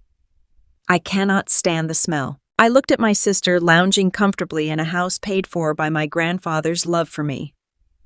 The urge to scream the truth at her, to flip the glass coffee table and demand my money back was nearly impossible to control. But I remembered Sterling's words. I needed to be a Trojan horse. I needed to become part of the background. "I will get right on it, Jess," I said, keeping my voice soft and submissive. For the next 6 hours, I cleaned the house that was built on my stolen future. I scrubbed the sticky juice from the marble countertops. I washed and sterilized endless rows of baby bottles. I did 3 loads of Tyler's laundry, folding his expensive golf shirts, while he snored loudly in the master bedroom upstairs. I changed dirty diapers, mediated toddler tantrums, and vacuumed the massive living room rug. I moved through the house like a ghost, silently absorbing the reality of their incredible entitlement. Around 4 in the afternoon, Tyler finally ambled downstairs. He was wearing silk pajama pants and a fitted t-shirt, rubbing his eyes and yawning loudly. He walked into the kitchen, stepped directly over a wet spot I had just finished mopping, and opened the massive stainless steel refrigerator. "Make me a turkey sandwich, Abby." Tyler grunted, not even bothering to look at me. "And use the good mustard. I have a headache and I need to eat before my afternoon conference call." I stopped wiping the counter. I looked at this man, a chronically unemployed leech, who was currently financing his lazy, arrogant existence through my parents' felony fraud. I smiled a tight, polite expression that did not reach my eyes. "Coming right up, Tyler," I said cheerfully. While I was assembling his sandwich, Jessica walked into the kitchen holding her phone on speaker. My mother was on the other end of the line. They were discussing the upcoming baby dedication and vow renewal party scheduled for next weekend at the Oak Ridge Country Club. "I am just so relieved the Abigail situation is handled," my mother was saying, her voice loud and clear through the phone speaker. "I told Thomas we just needed to apply a little financial pressure. She has always been weak-willed. The threat of losing that condo whipped her right into shape." "I know, Mom," Jessica laughed, pouring herself a glass of sparkling water. "She's been scrubbing the floors for hours. It is honestly pathetic how fast she caved, but at least I can finally get my nails done this week." Having free labor around the house is exactly what Tyler and I needed to focus on our relationship. They laughed together, a cruel mocking sound that echoed off the high ceilings of the expensive kitchen. I stood with my back to them, carefully slicing Tyler's sandwich in half. I let their insults wash over me, absorbing every single word, turning their mockery into fuel. They thought they had broken my spirit. They thought I was a pathetic, weak-willed girl who would blindly accept a life of servitude just to keep a roof over my head. They did not realize I was already meticulously mapping out the layout of the house. I had already noted that Tyler left his expensive laptop completely unguarded on the kitchen island.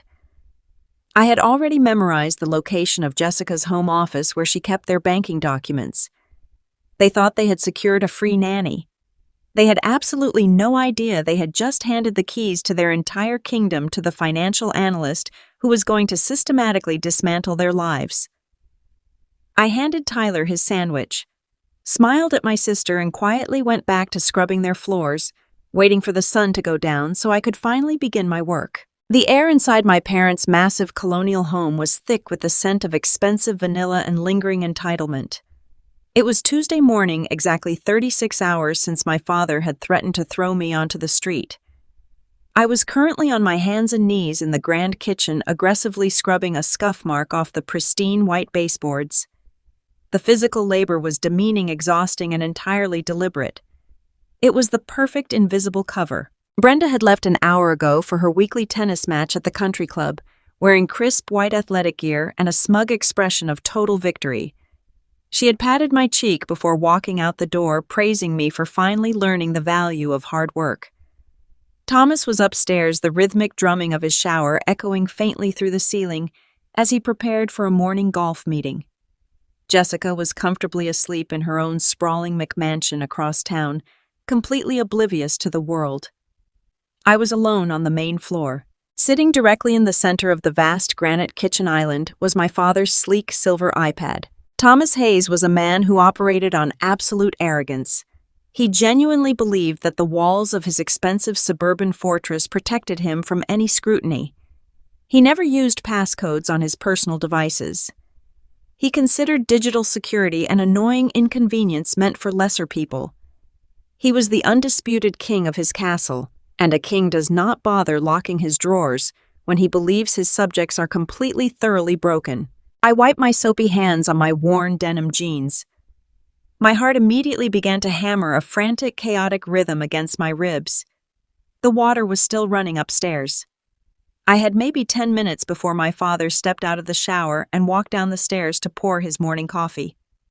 I pushed myself up from the floor, my knees aching, and walked silently over to the kitchen island. I reached out and touched the glass screen. The tablet woke instantly. No facial recognition, no 4-digit PIN, just immediate unrestricted access to the mind of a felon.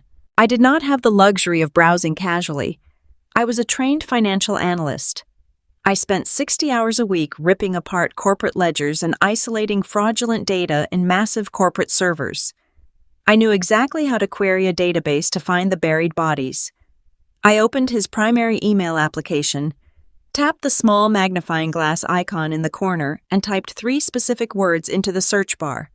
Jessica down payment. The screen immediately populated with dozens of email threads. I quickly filtered the search parameters by date, isolating the results to a specific 3-week window from exactly 3 years ago. The exact month Jessica and Tyler had magically secured the funding for their 5-bedroom estate. My eyes darted across the glowing screen, rapidly scanning the bolded subject lines. Then I saw it. It was a lengthy email chain between my mother, my father, and my sister. The subject line read simply, "Escrow transfer and Abigail." I tapped the thread to open it. The sheer casual cruelty of their words hit me so hard, I physically had to grip the cold granite edge of the counter to maintain my balance. The initial email in the chain was from Jessica to my parents. She was whining relentlessly about the sudden closing costs on her new house. She wrote, "Tyler says we are still short on the cash to close by Thursday. The lender is getting suspicious and they will not accept another personal loan from you guys. What are we going to do? We cannot lose this house because of stupid banking rules." My mother had replied less than 20 minutes later. Her response was chilling in its calm, businesslike efficiency. "Do not panic," Sweetie Brenda wrote. "Your father and I are moving the funds from Abigail's trust tomorrow morning. We are going to wire $350,000 directly to your escrow account. We had Patricia notarize the waiver yesterday, so the law firm fully believes Abigail gave us permanent administrative control. The bank will just see it as a trust distribution." My chest tightened so painfully I could barely draw a breath. I scrolled down with a trembling finger to read Jessica's response. It was the exact smoking gun Richard Sterling had demanded. It was the undeniable ironclad proof that my golden sister was not just a passive innocent beneficiary of my parents' financial crimes. She was a fully conscious, deeply malicious co-conspirator. Jessica wrote back, "Thank God. But what if Abigail finds out the condo is actually hers? What if she wants to sell it or something crazy?" My mother's reply followed immediately. "She will never find out. She thinks we own it. We will just keep collecting her rent every single month to cover our own property taxes and fund your childcare. She is a good worker, but she is completely blind to how the real world operates." Then came the final message from Jessica. A message that permanently sealed her fate in my mind. "Just keep charging Abby rent," Jessica wrote. "She is too stupid to check the county records anyway. Thanks for fixing this, Mom. Tyler is so relieved." A cold, sharp wave of absolute clarity washed over my entire body. Any lingering, pathetic sliver of guilt I might have felt about destroying my family completely evaporated in that exact second. They were not my family. They were a criminal syndicate, and I was simply their favorite mark. I did not hesitate. I opened a private browser tab on the iPad and logged into a secure encrypted cloud server I had carefully set up the night before. I selected the entire email thread along with 4 other chains discussing the forged notary stamp and the planned home equity line of credit against my condo. I deliberately exported them as PDF files to ensure all the metadata sender IP addresses and timestamps were perfectly preserved for a court of law. I uploaded every single file to my private server. I paused, listening intently. The shower was still drumming steadily upstairs. I had 2 minutes left. I opened my father's mobile banking application. The password was conveniently saved in his digital keychain.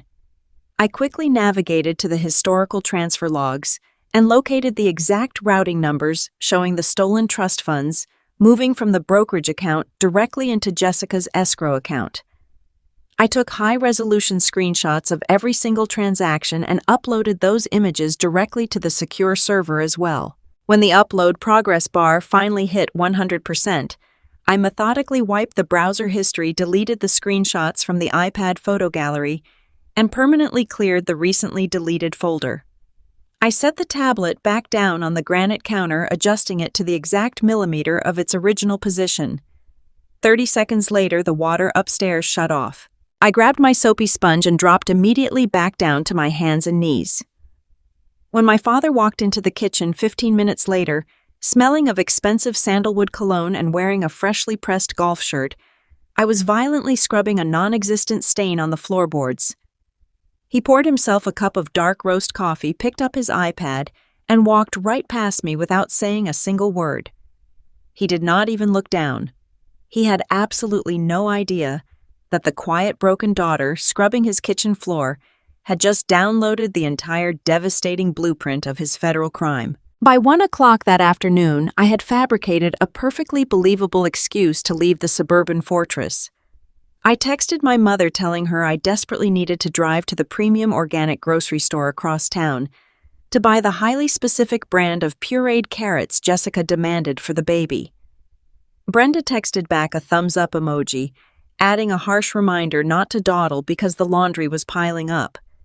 I got into my sedan, locked the doors, and drove straight to the downtown financial district. Richard Sterling was waiting for me in his sprawling corner office. I did not waste any time with polite pleasantries. I opened my leather briefcase, pulled out the thick stack of freshly printed emails and banking screenshots, and laid them flat across his polished mahogany desk. Sterling picked up the papers.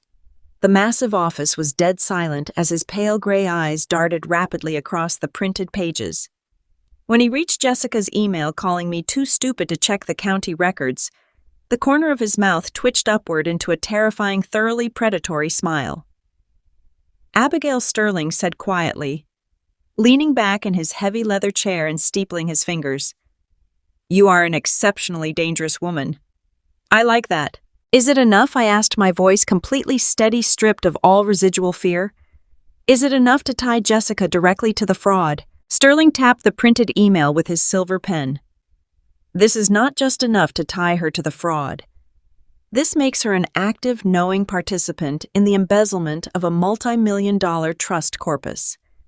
She explicitly acknowledged the source of the stolen funds in writing. "She actively encouraged the continued extortion of your rental payments." In the eyes of the law, her 5-bedroom suburban estate was purchased with stolen property, making that asset completely eligible for immediate seizure. He stood up and walked over to the floor-to-ceiling window, looking out over the gray Seattle skyline. "Your father thinks he is brilliant because he is aggressively applying for a home equity line of credit to steal another $500,000 from your condo." Sterling continued, his voice humming with dark energy. "The bank appraiser is scheduled to drive by the property tomorrow. The underwriting is almost finished. Thomas fully expects those funds to hit his account by Friday afternoon." "So how do we stop the loan without tipping him off?" I asked, leaning forward in my chair. "We do not stop the loan by calling him or threatening him," Sterling said, turning back to face me. "We stop the loan by blowing up his title. I am going to file a quiet lis pendens on your downtown condo this exact afternoon." I knew enough about real estate finance to fully understand the weight of that term. A lis pendens is a formal, devastating legal notice filed directly in the county records. It legally indicates that a property is the subject of pending, highly contested litigation. It acts as a massive, glowing red flag to any financial institution on earth. The sheer beauty of a lis pendens, Sterling explained, his eyes gleaming with professional satisfaction, is that it is entirely silent. The county clerk does not call Thomas to tell him I filed it. Your parents will go about their week entirely oblivious, planning their country club parties and spending money they do not have. But the very second the bank runs their final title search to approve the home equity loan, the underwriter will hit the lis pendens. The bank's system will instantly automatically freeze the entire transaction. Thomas will not get a single dime, and he will have absolutely no idea why the loan is stalling until it is far too late to hide his tracks. I felt a fierce, burning satisfaction settling deeply into my bones. The panic that had ruled my life for the last 3 days was entirely gone. "And what about Jessica's house?" I asked. Sterling smiled a cold, ruthless expression that promised absolute ruin. Oh, I am filing a lis pendens on her property today as well. Since we now have documented written proof that her house was purchased with your stolen trust funds, we have a supreme legal right to place a hold on her deed. She cannot sell it. She cannot refinance it. She cannot even take out a secondary loan to pay for a criminal defense attorney. Her entire financial existence is about to be locked inside a steel vault, and I am handing you the only key. The sheer staggering perfection of the trap took my breath away. My parents and my sister had spent my entire life building their luxurious, arrogant reality directly on my back. Now, with a few precise strokes of a pen, Richard Sterling was quietly wrapping an unbreakable chain around their entire empire. I need you to maintain your cover. Sterling said, his tone turning dead serious. You have to go back to Jessica's house today. You have to feed her kids, wash her dishes, and play the part of the broken, defeated sister for just a few more days. Can you do that? I looked down at the printed email on the mahogany desk. I looked at the words too stupid to check. A strange, serene energy washed over my mind. I was no longer afraid of my father's booming voice. I was no longer hurt by my mother's casual cruelty. I was just the executioner patiently waiting for the clock to strike 0. I can do it, I said. I left Sterling's office and drove to the upscale organic grocery store. I bought the overpriced pureed carrots, 3 bags of specialty diapers, and a bouquet of expensive white lilies for my mother. I paid for it all with my own money, knowing with absolute certainty it would be the very last time I ever subsidized their lives. When I finally returned to Jessica's sprawling suburban house, the scene was exactly the chaotic nightmare I had left behind. The massive flat-screen television was blaring a loud cartoon in the living room. 2 toddlers were fighting viciously over a plastic fire truck on the imported rug. Tyler was sitting horizontally on the premium white leather sofa, holding a video game controller, shouting aggressively into a headset. Jessica was in the kitchen, leaning against the marble island, drinking a glass of sparkling water while tapping impatiently on her phone. It took you long enough, Jessica snapped the second I carried the heavy grocery bags through the door. The baby has been screaming for 20 minutes and Tyler is desperately trying to decompress. Put the groceries away and go up to the nursery. I set the bags down on the granite counter. I unpacked the pureed carrots and placed them neatly in the walk-in pantry. I arranged the white lilies in a heavy crystal vase. I moved with quiet, deliberate obedience, keeping my facial expression perfectly smoothly blank. Did you get the right brand of carrots this time? Jessica demanded, narrowing her eyes at me. Last time you bought the generic ones and I told you Oliver has a highly sensitive stomach. You really need to start paying better attention to details, Abigail. I closed the pantry door and turned to face my golden, perfect, entirely doomed sister. I looked at her designer sweatpants, her expensive salon haircut, and the sprawling, luxurious kitchen that my grandfather's money had secretly purchased. She stood there radiating unearned superiority, completely unaware that a legal guillotine was currently hanging directly over her neck. She had no idea that the house she was standing in no longer belonged to her. She had no idea that her bank accounts were about to be frozen, that her husband was about to face devastating reality, and that her parents were walking straight into a federal fraud indictment. I looked at her and offered a soft, impeccably pleasant smile. I promise I will pay much closer attention to the details from now on, Jess, I said quietly.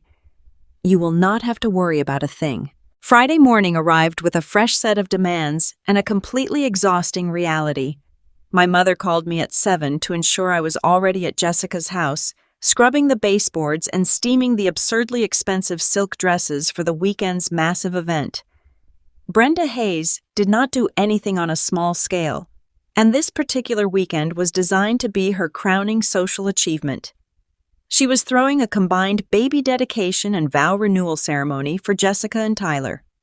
It was an incredibly transparent excuse to rent the grand ballroom at the Oak Ridge Country Club, invite 150 of the wealthiest people in our suburban orbit, and parade my sister around as the ultimate symbol of our family's flawless success. The sheer scale of the financial absurdity was staggering to witness.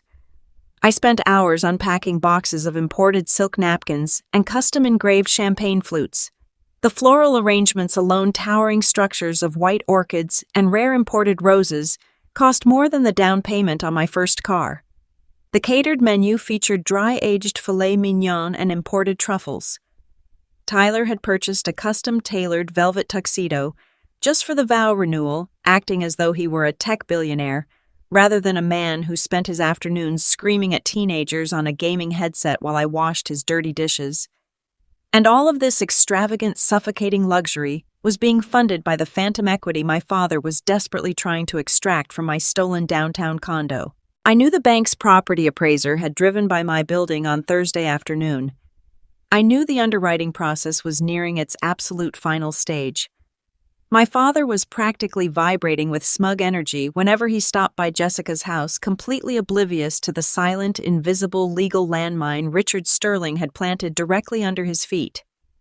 The quiet hold on his property deeds was already resting in the county databases, waiting patiently for the bank to run their final check. I spent the entire 48 hours leading up to the party acting as their personal, unpaid servant. I picked up dry cleaning across town, assembled velvet gift bags for the country club guests, and organized the massive diaper bags for all 5 of Jessica's children. I accepted every barked order with a soft nod and a polite subservient yes. My complete lack of resistance seemed to embolden them beyond measure. Tyler started snapping his fingers at me when he wanted his coffee refilled.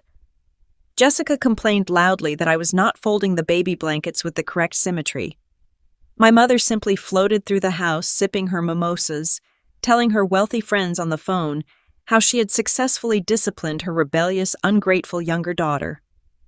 I swallowed every insult. I absorbed every humiliating command. I let them gorge themselves on their own arrogance, knowing with absolute certainty that pride is the heaviest anchor you can tie to a sinking ship. Sunday evening finally arrived. The Oak Ridge Country Club was a sprawling, opulent estate characterized by towering white columns, wraparound verandas, and a strict dress code that excluded anyone who could not afford their exorbitant monthly dues. I pulled my old reliable sedan into the rear parking lot, deliberately avoiding the valet line where my father was proudly handing off the keys to his pristine luxury SUV. I walked through the service entrance wearing my plain dark tailored suit. I was not there to celebrate. I was there to work. The grand ballroom was breathtakingly excessive. Massive crystal chandeliers cast a warm golden glow over dozens of round tables draped in heavy ivory linen. A string quartet played softly in the corner, providing a sophisticated soundtrack to the clinking of champagne glasses and the low murmuring conversations of the local elite. My father's business associates were out in full force wearing sharp suits and exchanging quiet tips about the stock market.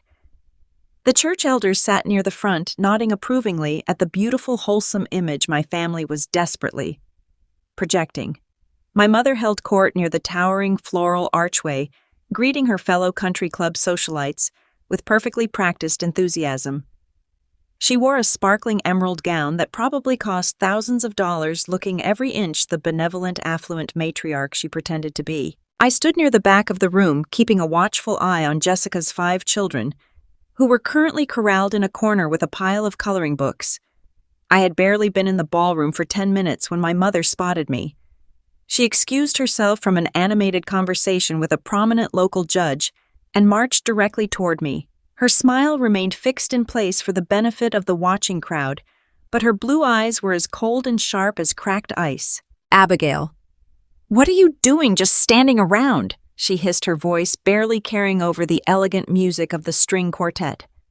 "The catering staff is completely disorganized. The crab puff appetizers are coming out lukewarm, and the florist put the wrong color ribbons on the centerpieces at table 4. I need you to go into the kitchen and fix this immediately. I did not pay a premium price for mediocre service. Do not just stand there like a useless piece of furniture. Make yourself helpful." I looked at the woman who had signed away her parental rights to me 15 years ago, the woman who had conspired to steal my inheritance to fund this exact party. A week ago, Her harsh words would have shattered my confidence and made me question my own worth. Today they sounded incredibly hollow, like the desperate demands of a tyrant whose kingdom was built entirely on paper and lies. "I am on it, Mom," I said smoothly, forcing my expression into a mask of eager compliance. "I will go handle the kitchen staff right now." I spent the next 2 hours running back and forth between the kitchen and the ballroom, acting as the unpaid event coordinator. I fetched fresh drinks for Tyler and his loud, obnoxious friends. I wiped spilled juice off the polished hardwood floor when one of Jessica's toddlers knocked over a cup. I watched my sister glide across the center dance floor in a white silk gown, accepting congratulations on her beautiful growing family and her wonderful, incredibly supportive husband. Several of my father's colleagues noticed me clearing plates and asked my mother why I was not sitting at the main family table. "Oh, Abigail insisted on helping out tonight," my mother replied loudly, making absolutely sure her voice carried to the surrounding tables. "She is taking some time off to really figure out her priorities, and we felt some honest hard work would be very grounding for her. She just loves being useful behind the scenes." The guests nodded with sympathetic, patronizing smiles, murmuring about how generous and patient my parents were to keep me occupied. I stood just a few feet away, holding a heavy tray of empty champagne glasses, listening to them rewrite my entire life story to suit their pristine narrative.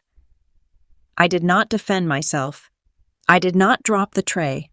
I just smiled tightly and carried the dirty glasses back to the kitchen, waiting for the clock to run out. At exactly 8 o'clock, the string quartet stopped playing. The lights in the grand ballroom dimmed slightly, signaling the transition to the main event of the evening. The dull roar of conversation quieted down to a respectful murmur. My mother found me near the service doors and thrust a small silver flash drive into my hand. "Here is the presentation," she commanded, pointing toward a small audiovisual booth set up at the very back of the room behind a black velvet curtain. "I need you to go plug this into the laptop and run the projector. Your father and I are going to give a speech, and then we will transition into the vow renewal ceremony. When I give you the signal, I want you to hit play." It is a beautiful slideshow of Jessica, Tyler, and all the babies. Make sure the volume is turned all the way up for the background music. And Abigail, for the love of God, do not mess this up. This is the most important part of the night. I took the silver flash drive from her hand. The cold metal pressed against my palm, sending a massive surge of pure electric anticipation straight through my veins. You have absolutely no idea how perfectly I'm going to run this presentation, I thought to myself. I looked my mother directly in the eyes, offering her the most genuine, radiant smile I had given her all week. "I will handle it perfectly," I promised her softly. "Everything is going to be exactly the way it should be." My mother turned away, completely satisfied, and began making her way toward the raised stage at the front of the ballroom. I walked to the back of the room and stepped behind the black curtain of the audiovisual booth. A sleek, high-end laptop was connected to the massive ceiling-mounted projector, which was currently displaying a static, elegant title card that read, "A Celebration of Family and Love." I sat down in the padded chair and placed my mother's silver flash drive on the table. I did not plug it into the computer. I did not need her carefully curated photos of fake suburban bliss. Instead, I reached into the inside pocket of my tailored suit jacket and pulled out a completely different flash drive. It was a sleek, matte black drive that Richard Sterling and I had carefully prepared the previous afternoon. This drive did not contain pictures of family vacations or matching holiday pajamas. It contained high-resolution PDF scans of the forged waiver of distribution, clear images of the fraudulent bank transfer routing numbers, and massive screenshots of the exact email thread where Jessica explicitly called me too stupid to check the county records. I plugged the black flash drive into the side of the laptop. A small window popped up on the screen, asking for permission to access the files. I clicked accept. I opened the presentation software and loaded the new slides, organizing them with brutal, undeniable clarity. The first slide was the forged waiver completely dominating the visual field, the fake signature blown up to massive proportions alongside Patricia Rollins' deeply illegal notary stamp. The second slide was the bank transfer highlighting the $350,000 moving from my stolen trust directly into Jessica's escrow account. The third slide was the damning email chain, the cruel mocking words glowing in stark, undeniable black and white. I minimized the working window, leaving the innocent title card visible on the massive 12-foot projector screen hovering over the dance floor. I double-checked the audio connections, ensuring the wireless microphone resting on the stage podium was perfectly balanced and amplified. Every single technical detail was absolutely flawless. My heart was pounding a frantic rhythm against my ribs, but my hands were completely steady. I was not the terrified 13-year-old girl sitting on a dark porch with garbage bags anymore. I was a senior financial analyst about to deliver the ultimate undeniable audit of my family's entire existence. I looked out over this crowded ballroom from the safety of the shadowed booth. 150 people were finding their seats, completely unaware that they were about to witness the spectacular, catastrophic implosion of the Hayes family empire. Patricia Rollins, the corrupt notary, was sitting at a premium table near the front, laughing over a glass of wine with another country club socialite. Tyler was adjusting his velvet tuxedo jacket, looking impossibly arrogant. Jessica was bouncing the new baby on her hip, glowing under the admiring attention of the local elite. And my father, Thomas, was standing near the edge of the stage, checking his watch, radiating the absolute certainty of a man who believed he held the entire world firmly in the palm of his hand. He believed his home equity loan was processing smoothly. He believed my condo was practically his to sell. He believed he had won. A profound hush fell over the room as my mother stepped up onto the raised stage and grasped the microphone. The bright, warm spotlight hit her face, illuminating her perfect, triumphant smile. She looked out at her wealthy friends, her influential church members, and her carefully controlled family. She took a deep breath, ready to deliver a speech about love, loyalty, and the beautiful sacrifices we make for each other. From the back of the room, my finger hovered perfectly still over the spacebar of the laptop, waiting for the exact right moment to show them all the absolute truth. The Oak Ridge Country Club was a towering fortress of old money manicured golf courses and carefully guarded reputations. Tonight, the grand ballroom had been completely transformed into a sprawling, opulent shrine dedicated entirely to my parents' staggering vanity. The sheer scale of the excess was breathtaking. Massive crystal chandeliers hung from the vaulted ceilings, casting a warm golden light over 30 round tables draped in heavy ivory silk. Towering floral centerpieces of imported white orchids and rare hydrangeas dominated every single table, their sweet, heavy fragrance mixing with the smell of roasted filet mignon and expensive perfumes.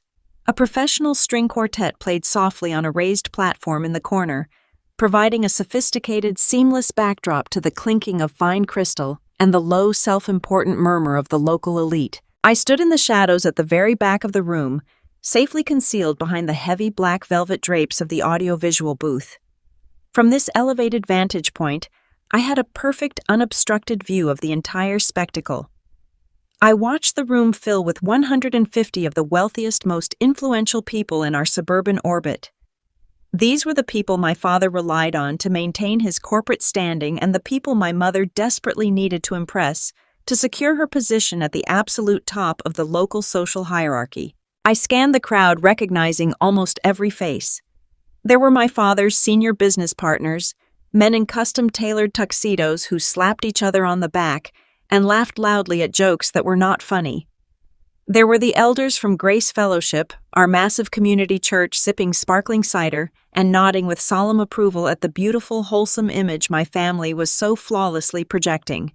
And there were the country club wives, women dripping in diamonds and wrapped in designer gowns, exchanging quiet gossip behind their manicured hands. Sitting at a premium table near the front of the stage was Patricia Rollins. She was wearing a shimmering sapphire dress, laughing warmly while sipping from a flute of expensive champagne. She looked completely relaxed, entirely carefree, and perfectly at home among the wealthy elite. She was my mother's longtime tennis partner. She was also the corrupt notary public who had illegally stamped the forged waiver of distribution that stole my downtown condo.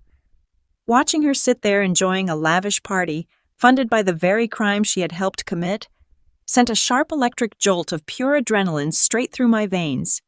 She had absolutely no idea that her entire professional and social life was sitting on a matte black flash drive mere inches from my right hand. At the center of the room, dominating the massive white dance floor, were Jessica and Tyler. They were holding court like royalty. Jessica was wearing a custom-made white silk gown for the vow renewal portion of the evening. It was a dress that likely cost more than my first car. She looked incredibly rested, radiant, and completely untouched by the supposed exhaustion of managing 5 children. She balanced her newest baby on her hip, smiling graciously as guests lined up to offer their congratulations. Beside her stood Tyler, wearing a fitted velvet tuxedo that made him look like a successful tech mogul instead of a chronically unemployed man who spent his days playing video games. He was aggressively swirling a glass of top-shelf scotch, leaning in close to speak with the regional vice president of a major bank. Tyler was undoubtedly spinning another elaborate, completely fabricated tale about his latest entrepreneurial venture. He was selling them an illusion backed by the undeniable proof of his 5-bedroom McMansion and this extravagant party. Every single element of this night was a lie. Every imported orchid, every drop of champagne, every stitch of Jessica's silk gown, and the very roof over Tyler's head had been paid for by the $350,000 siphoned illegally from my grandfather's trust. They were gorging themselves on my stolen future, performing a grotesque pantomime of success while genuinely believing they had completely broken my spirit. My father, Thomas, stood near the edge of the main stage. He was adjusting the cuffs of his pristine tuxedo, looking out over the crowded ballroom with an expression of profound, unmatched arrogance. He truly believed he had won. He believed that by tomorrow morning my downtown condo would be heavily mortgaged to fund his next payout. He believed that I was standing in the back of this room as his conquered, obedient servant, completely terrorized by the threat of sudden homelessness. I watched him check his gold Rolex, blissfully unaware of the silent, devastating legal hold Richard Sterling had placed on his entire empire just 48 hours ago. The string quartet gracefully brought their current piece to a close, letting the final notes drift beautifully through the cavernous room. The main overhead lights dimmed to a soft, intimate glow, plunging the edges of the ballroom into shadow, while bringing a brilliant, warm spotlight up to illuminate the center stage. The dull roar of 150 conversations slowly faded into a quiet, respectful hush. My mother, Brenda, stepped out from the crowd and gracefully ascended the short staircase to the stage. She wore a stunning floor-length silver gown that caught the spotlight and shimmered with every step she took. She approached the clear acrylic podium, adjusted the wireless microphone with practiced ease, and looked out over the sea of expectant faces. She let the silence stretch for a long theatrical moment, commanding the absolute attention of every single person in the room. "Good evening," my mother began, her voice echoing through the state-of-the-art sound system. It was soft, melodic, and dripping with that sickeningly sweet sincerity she used when she wanted to manipulate a crowd. "Thomas and I are just so incredibly overwhelmed with gratitude tonight. Looking out at all of you, our dearest friends, our respected colleagues, and our beloved church family, we are reminded of the profound blessings God has bestowed upon our lives." A gentle murmur of agreement rippled through the audience. Patricia Rollins smiled and raised her glass slightly in a silent salute. "We gathered you all here tonight to celebrate something that is becoming entirely too rare in this modern, selfish world," my mother continued, placing one manicured hand over her heart. "We are here to celebrate family. We are here to celebrate dedication, unyielding loyalty, and the beautiful, necessary sacrifices we make for the people we love the most." She turned her head gracefully, directing her warm, shining gaze down to the dance floor, where Jessica and Tyler were standing. The spotlight widened slightly to include them. When Jessica brought home our 5th perfect, healthy grandchild last week, Thomas and I realized that we needed to stop and truly honor the incredible foundation she and Tyler have built. "Tyler, you are working so tirelessly to establish your consulting firm. We all know how much pressure you carry on your shoulders to provide the very best for your growing family. And Jessica, my sweet darling girl. You are the absolute heart of this family. You pour every ounce of your soul into raising those children, keeping your home beautiful, and honoring your marriage vows." The audience broke into a warm, supportive round of applause. Jessica dabbed at the corner of her eye with a tissue, playing the role of the overwhelmed, grateful mother to absolute perfection. Tyler puffed out his chest, nodding solemnly as if he actually knew the meaning of hard work. "But as we all know, raising a family of this size requires a village," my mother said, her tone shifting slightly, taking on a more serious, deeply pious quality. "It requires people to step outside of their own selfish desires and look at the bigger picture. It requires us to abandon our pride and ask how we can serve one another." I stood in the dark audiovisual booth, my hands resting lightly on the edge of the control table. The matte black flash drive was already firmly plugged into the side of the laptop. The presentation software was open, waiting silently in the background. The massive 12-foot projector screen hovering over the center of the ballroom currently displayed nothing but a pristine white title card that read, "A Celebration of Family and Love." "And that brings me to my youngest daughter, Abigail," my mother announced. The spotlight did not move to find me, but dozens of heads in the audience turned toward the back of the room, searching the shadows. I did not step forward. I remained perfectly still behind the velvet curtain. For a long time, Abigail struggled to find her true purpose. My mother continued, her voice taking on a heavy, patronizing tone of maternal sorrow. "We live in a society that tells young women to focus entirely on their own ambitions. It tells them to chase after titles and paychecks and empty, meaningless independence." And for a while, Abigail was very caught up in that world. She isolated herself in her downtown apartment, focusing only on her little office job, pulling away from the people who truly matter. It broke a mother's heart to watch her wander so far from her family. A collective sympathetic sigh moved through the country club crowd. The church elders nodded with grave understanding. The narrative was being spun flawlessly. I was the prodigal daughter, the selfish, career-obsessed woman who had finally been brought to heel by the righteous, loving discipline of her superior parents. "But family never gives up on family," my mother said, her voice rising in a crescendo of triumphant redemption. "Thomas and I had to have some very difficult, very honest conversations with Abigail this week. We had to show her some tough love. We had to remind her that a corner office will never love you back, and that true fulfillment only comes from serving your family." She gripped the edges of the acrylic podium, leaning forward into the microphone. "I am so incredibly proud to stand before all of you tonight and announce that Abigail has finally seen the light. She has decided to take a permanent leave of absence from her accounting firm. She is packing up her apartment this very weekend, and she is moving in with Jessica and Tyler to become their full-time live-in nanny. She is laying down her own pride to wash dishes, change diapers, and be the hands and feet of this family so that her sister can thrive." The ballroom erupted into applause again.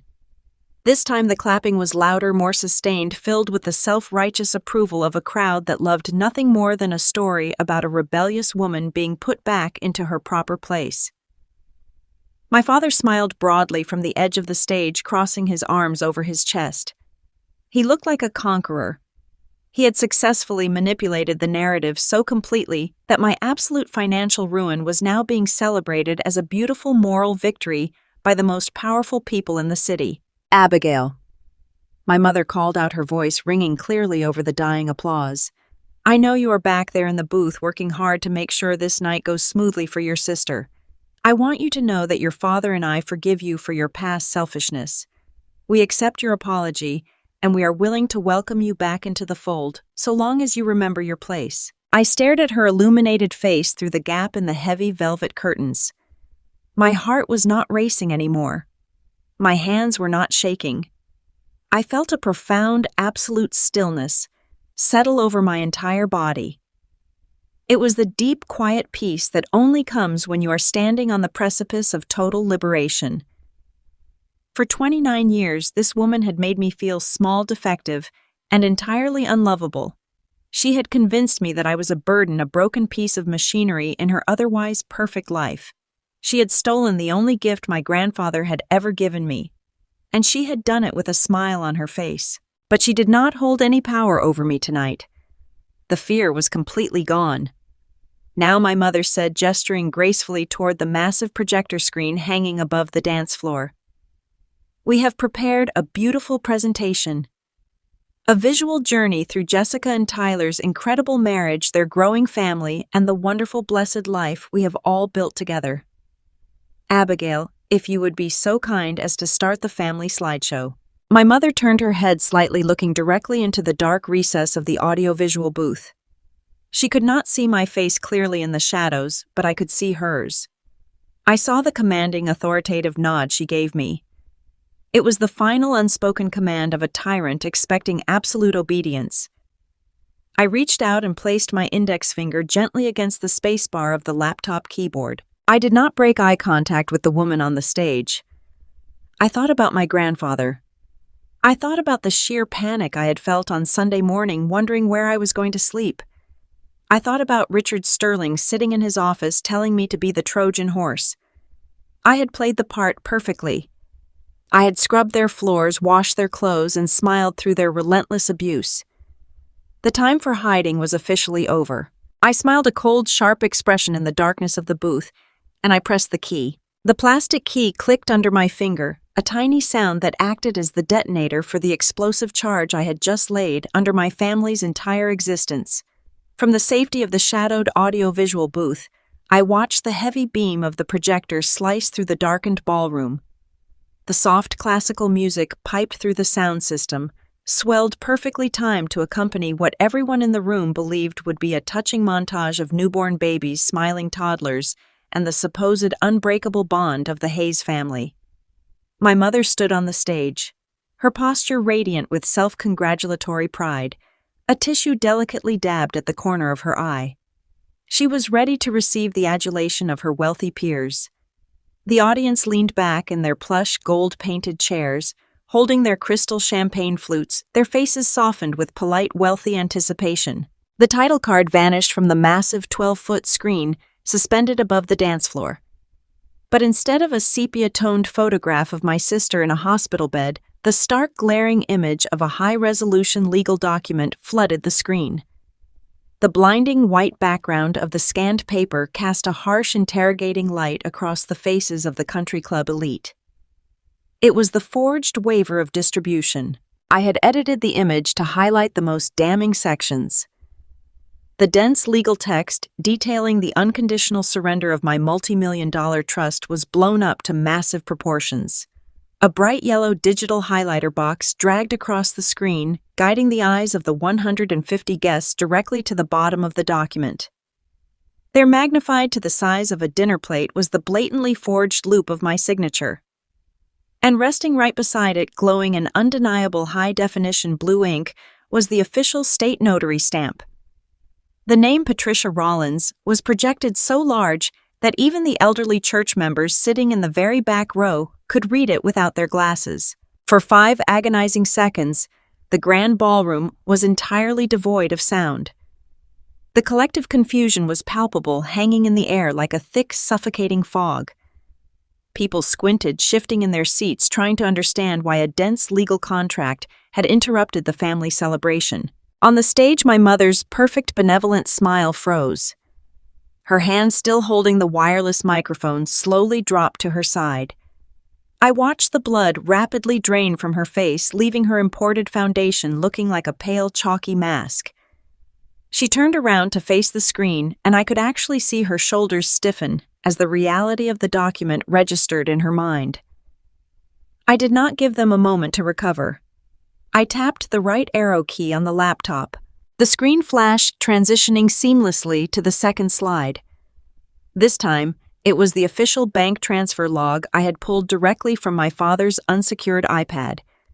The numbers were massive, undeniable, and completely devastating. Another yellow highlighted box appeared, circling the origin account labeled Abigail Marie Hayes Irrevocable Trust.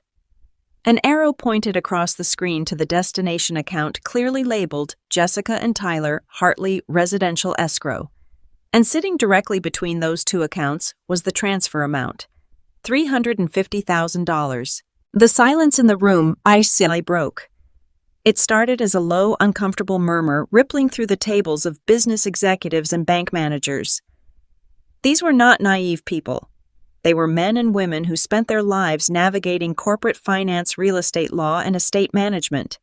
They knew exactly what a trust account was. They knew what an escrow transfer meant. And they were currently doing the mental math, realizing that the very house Jessica and Tyler were supposedly celebrating had been purchased with stolen funds. Tyler, standing near the center of the dance floor in his ridiculous velvet tuxedo, suddenly stopped swirling his scotch. He stared up at the massive screen, his jaw dropping open.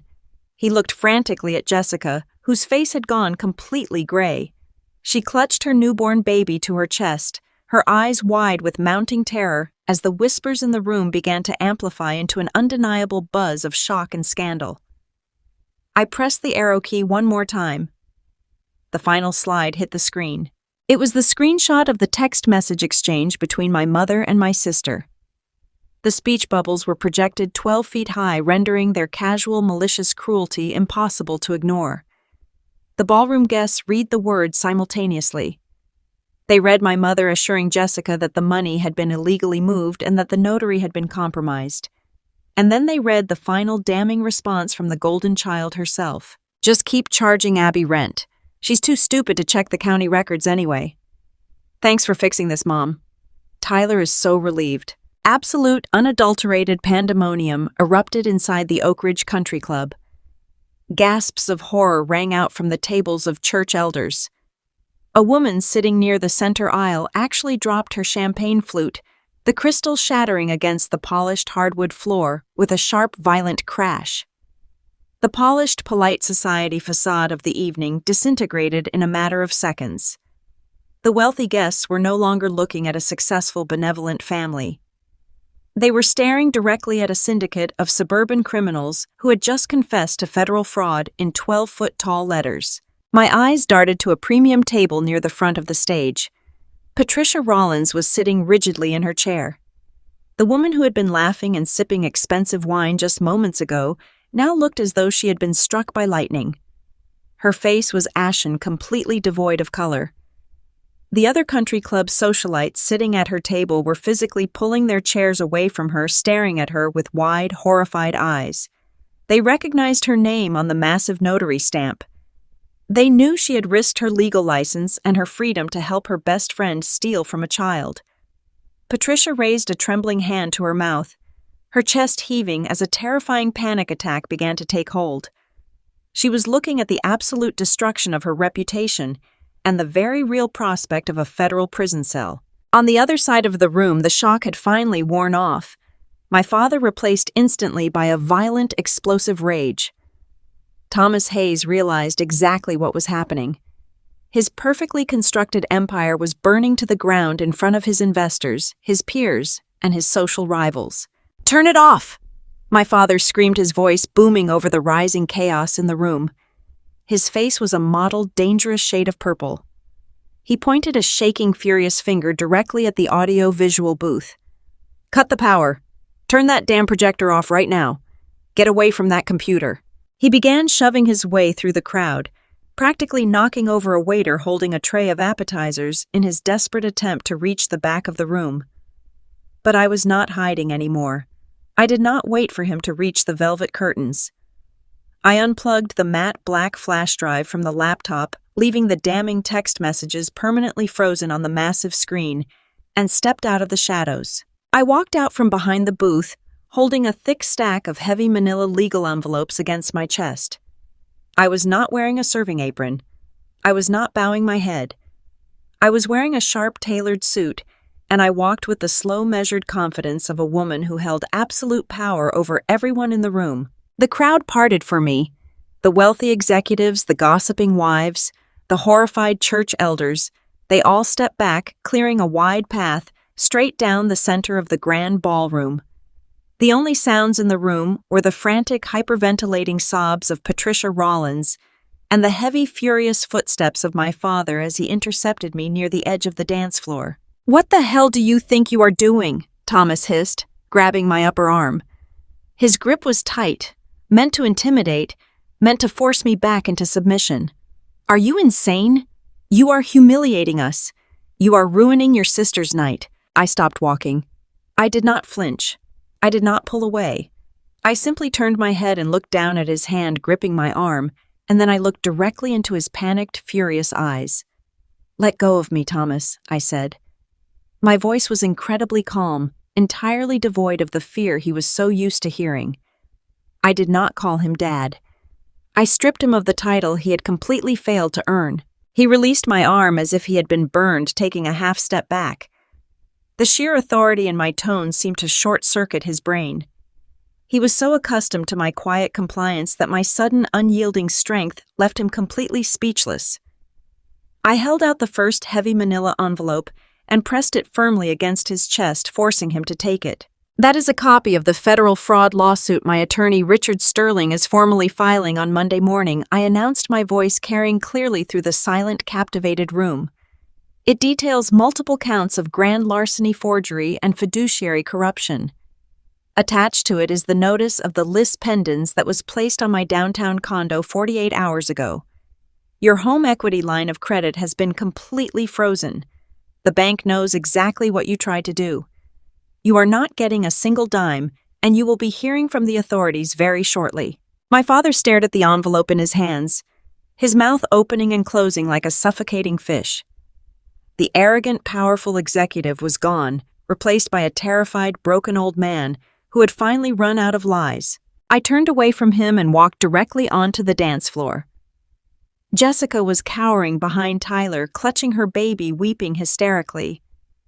Her perfect white silk gown looked absurd and entirely out of place amidst the devastation. Tyler looked like he wanted to run out the nearest exit, his eyes darting frantically toward the doors. I held out the second envelope. Tyler did not reach for it, so I dropped it directly onto the polished floor at their feet. "That is a notice of a legal lien against your property," I said, looking directly at my sister.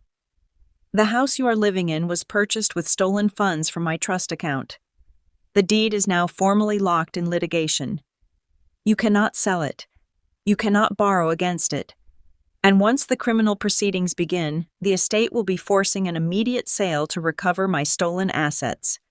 Consider this your formal eviction notice. You have 90 days to pack up your perfect stolen life and find somewhere else to live." Jessica let out a loud, piercing sob, burying her face against Tyler's velvet jacket.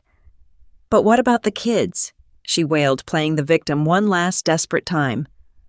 "Where are we supposed to go? You cannot do this to your own family. You should have thought about your kids before you told your mother to keep extorting my rent money," I replied, my voice as cold as absolute zero. "I am not the one who destroyed your family, Jessica. I am just the one holding the receipts." I turned my back on them and walked to the premium table near the front of the stage. Patricia Rollins was weeping into her hands, shaking uncontrollably. I placed the third and final envelope gently on the table right next to her half-empty champagne flute. "Patricia," I said quietly, ensuring the surrounding tables could hear every word. "That is a courtesy copy of the formal complaint we have already forwarded to the State Licensing Board and the State Attorney General's office. You illegally notarized a forged legal document to help your friends commit grand larceny against a young woman. You traded your integrity for country club gossip. I suggest you call a very good defense attorney immediately because you are going to lose everything." I stood in the center of the massive room, surrounded by the ruins of the Hayes family reputation. My mother was still frozen on the stage, the microphone dangling limply from her hand. The screen behind her continued to project her own malicious words to the entire country club. I looked around at the faces of the stunned executives, the shocked church members, and the horrified socialites. They had spent the entire evening looking down on me, pitying the broken, submissive daughter who was being forced into a life of servitude. Now they were looking at me with an entirely different expression. They were looking at me with absolute profound respect. "For the past week, you have all been told a very specific story," I announced, raising my voice so it carried clearly to the very back of the ballroom. "You were told that I was a failure. You were told that I was packing up my life to become my sister's unpaid nanny. You were told that I was dependent on their charity." I looked at my mother, then at my father, and finally at Jessica. I am not their nanny. I declared the absolute truth ringing through the silent room. I am not their charity case. I am not their tenant. The condo I live in belongs to me. The money they use to buy their suburban mansion belongs to me. I am not their servant. I am their landlord, and their lease is officially terminated. I turned around and walked out of the Oak Ridge Country Club. I did not look back at the crying, the screaming, or the shattered remnants of their fake, luxurious world. I walked out into the cool, crisp night air, holding my head high, finally stepping into a future that belonged entirely and undeniably to me. The morning after the Oak Ridge Country Club disaster was the absolute quietest Monday of my entire life. I woke up in my downtown condo, poured a cup of hot black coffee, and watched the early sunrise paint the city skyline in brilliant shades of gold and pink. There were no frantic phone calls demanding my immediate physical labor. There were no cruel text messages insulting my basic intelligence. For the very first time in 29 years, the suffocating heavy weight of the Hayes family expectations was completely and permanently gone. While I was sitting on my balcony enjoying my morning coffee in total peace, Richard Sterling was already executing a flawless, devastating legal blitzkrieg across the city. At exactly 8 in the morning, his formidable office formally filed the massive federal fraud lawsuit against my parents. Simultaneously, the state licensing board descended aggressively upon Patricia Rollins. They instantly froze her official notary credentials and launched a severe criminal investigation that would eventually lead her to accept a devastating, humiliating plea deal to avoid jail time. The ripples of that Sunday night ambush turned into a massive, unstoppable tidal wave that washed away my parents' entirely fabricated suburban empire. Thomas and Brenda very quickly discovered that the suburban elite have absolutely no tolerance for public humiliation or messy financial scandal. The social exile they faced was swift, brutal, and absolute. Within a single week, the board of directors at the Oak Ridge Country Club quietly informed my father that their exclusive, highly coveted membership had been permanently revoked. The prestigious church elders at Grace Fellowship suddenly found my parents' continued presence to be a severe moral liability. The very same wealthy, influential people who had nodded approvingly at my mother's hypocritical speech now formally asked them not to return to the congregation. The wealthy neighborhood friends who had eagerly eaten imported filet mignon on my dime completely stopped answering Brenda's desperate phone calls. They became absolute social pariahs overnight, shunned by the exact community they had sacrificed my future to impress. But the crushing social isolation was absolutely nothing compared to the legal and financial nightmare rapidly closing in around them. To keep themselves out of a federal penitentiary for grand larceny and felony forgery, Thomas and Brenda had to hire a specialized team of aggressive and exorbitantly expensive criminal defense attorneys. Those high-powered lawyers demanded massive cash retainers up front before they would even review the case files. With the trust accounts legally frozen and the home equity line of credit officially blocked by Sterling's brilliant list pendants, my parents had absolutely no liquid cash available. They were forcefully cornered by their own greed. They were forced to systematically liquidate their entire life just to survive the initial fallout of their crimes. The matching luxury vehicles they loved to parade around town were unceremoniously returned to the dealership. The sprawling colonial estate, the ultimate physical symbol of my father's towering arrogance, was hastily put on the market and sold at a severe financial loss just to cover their mounting legal fees and to begin paying restitution directly back into my secured trust account. I drove past their new address a few months later, not out of malice or spite, but simply to confirm to my own healing mind that the nightmare was truly over. The grand suburban matriarch and the arrogant corporate king were now living in a cramped, dingy 2-bedroom apartment in a rundown residential complex near the loud interstate highway. There were no imported white orchids in the windows. There was no custom marble kitchen island to lean against. There was only the brutal, inescapable everyday reality of the severe consequences they had brought entirely upon themselves. Jessica and Tyler faced a completely different yet equally devastating kind of ruin. The quiet legal lien Sterling had placed on their massive 5-bedroom house worked exactly as intended, since we had undeniable written proof from her own text messages that the down payment was stolen directly from my grandfather's trust. The presiding court authorized an immediate seizure of the asset to repay my estate. They were formally and legally evicted from the premises. Watching them try to pack up their extravagant, unearned lifestyle in exactly 90 days was a masterclass in watching deep entitlement meet harsh reality. Without my parents' stolen money to constantly fund his grand delusions, Tyler's imaginary tech consulting firm collapsed overnight. Their shared bank accounts were completely empty, their premium credit cards were heavily maxed out, and the crushing daily pressure of feeding 5 young children forced him entirely out of his custom velvet tuxedo and into a rough poly blend work uniform.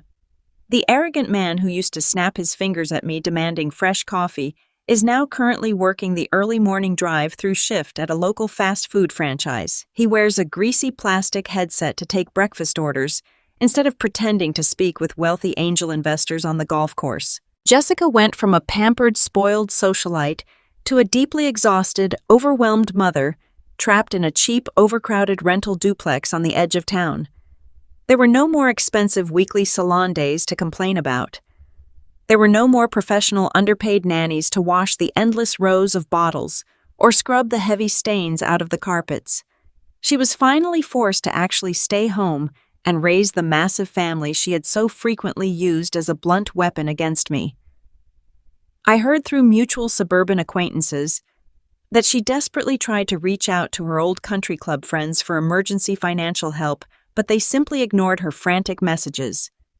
She had built her entire identity and self-worth on stolen foundations, and when the stolen money vanished, her entire world vanished right along with it. As for me, I did exactly what my mother had mockingly accused me of doing during her terrible speech.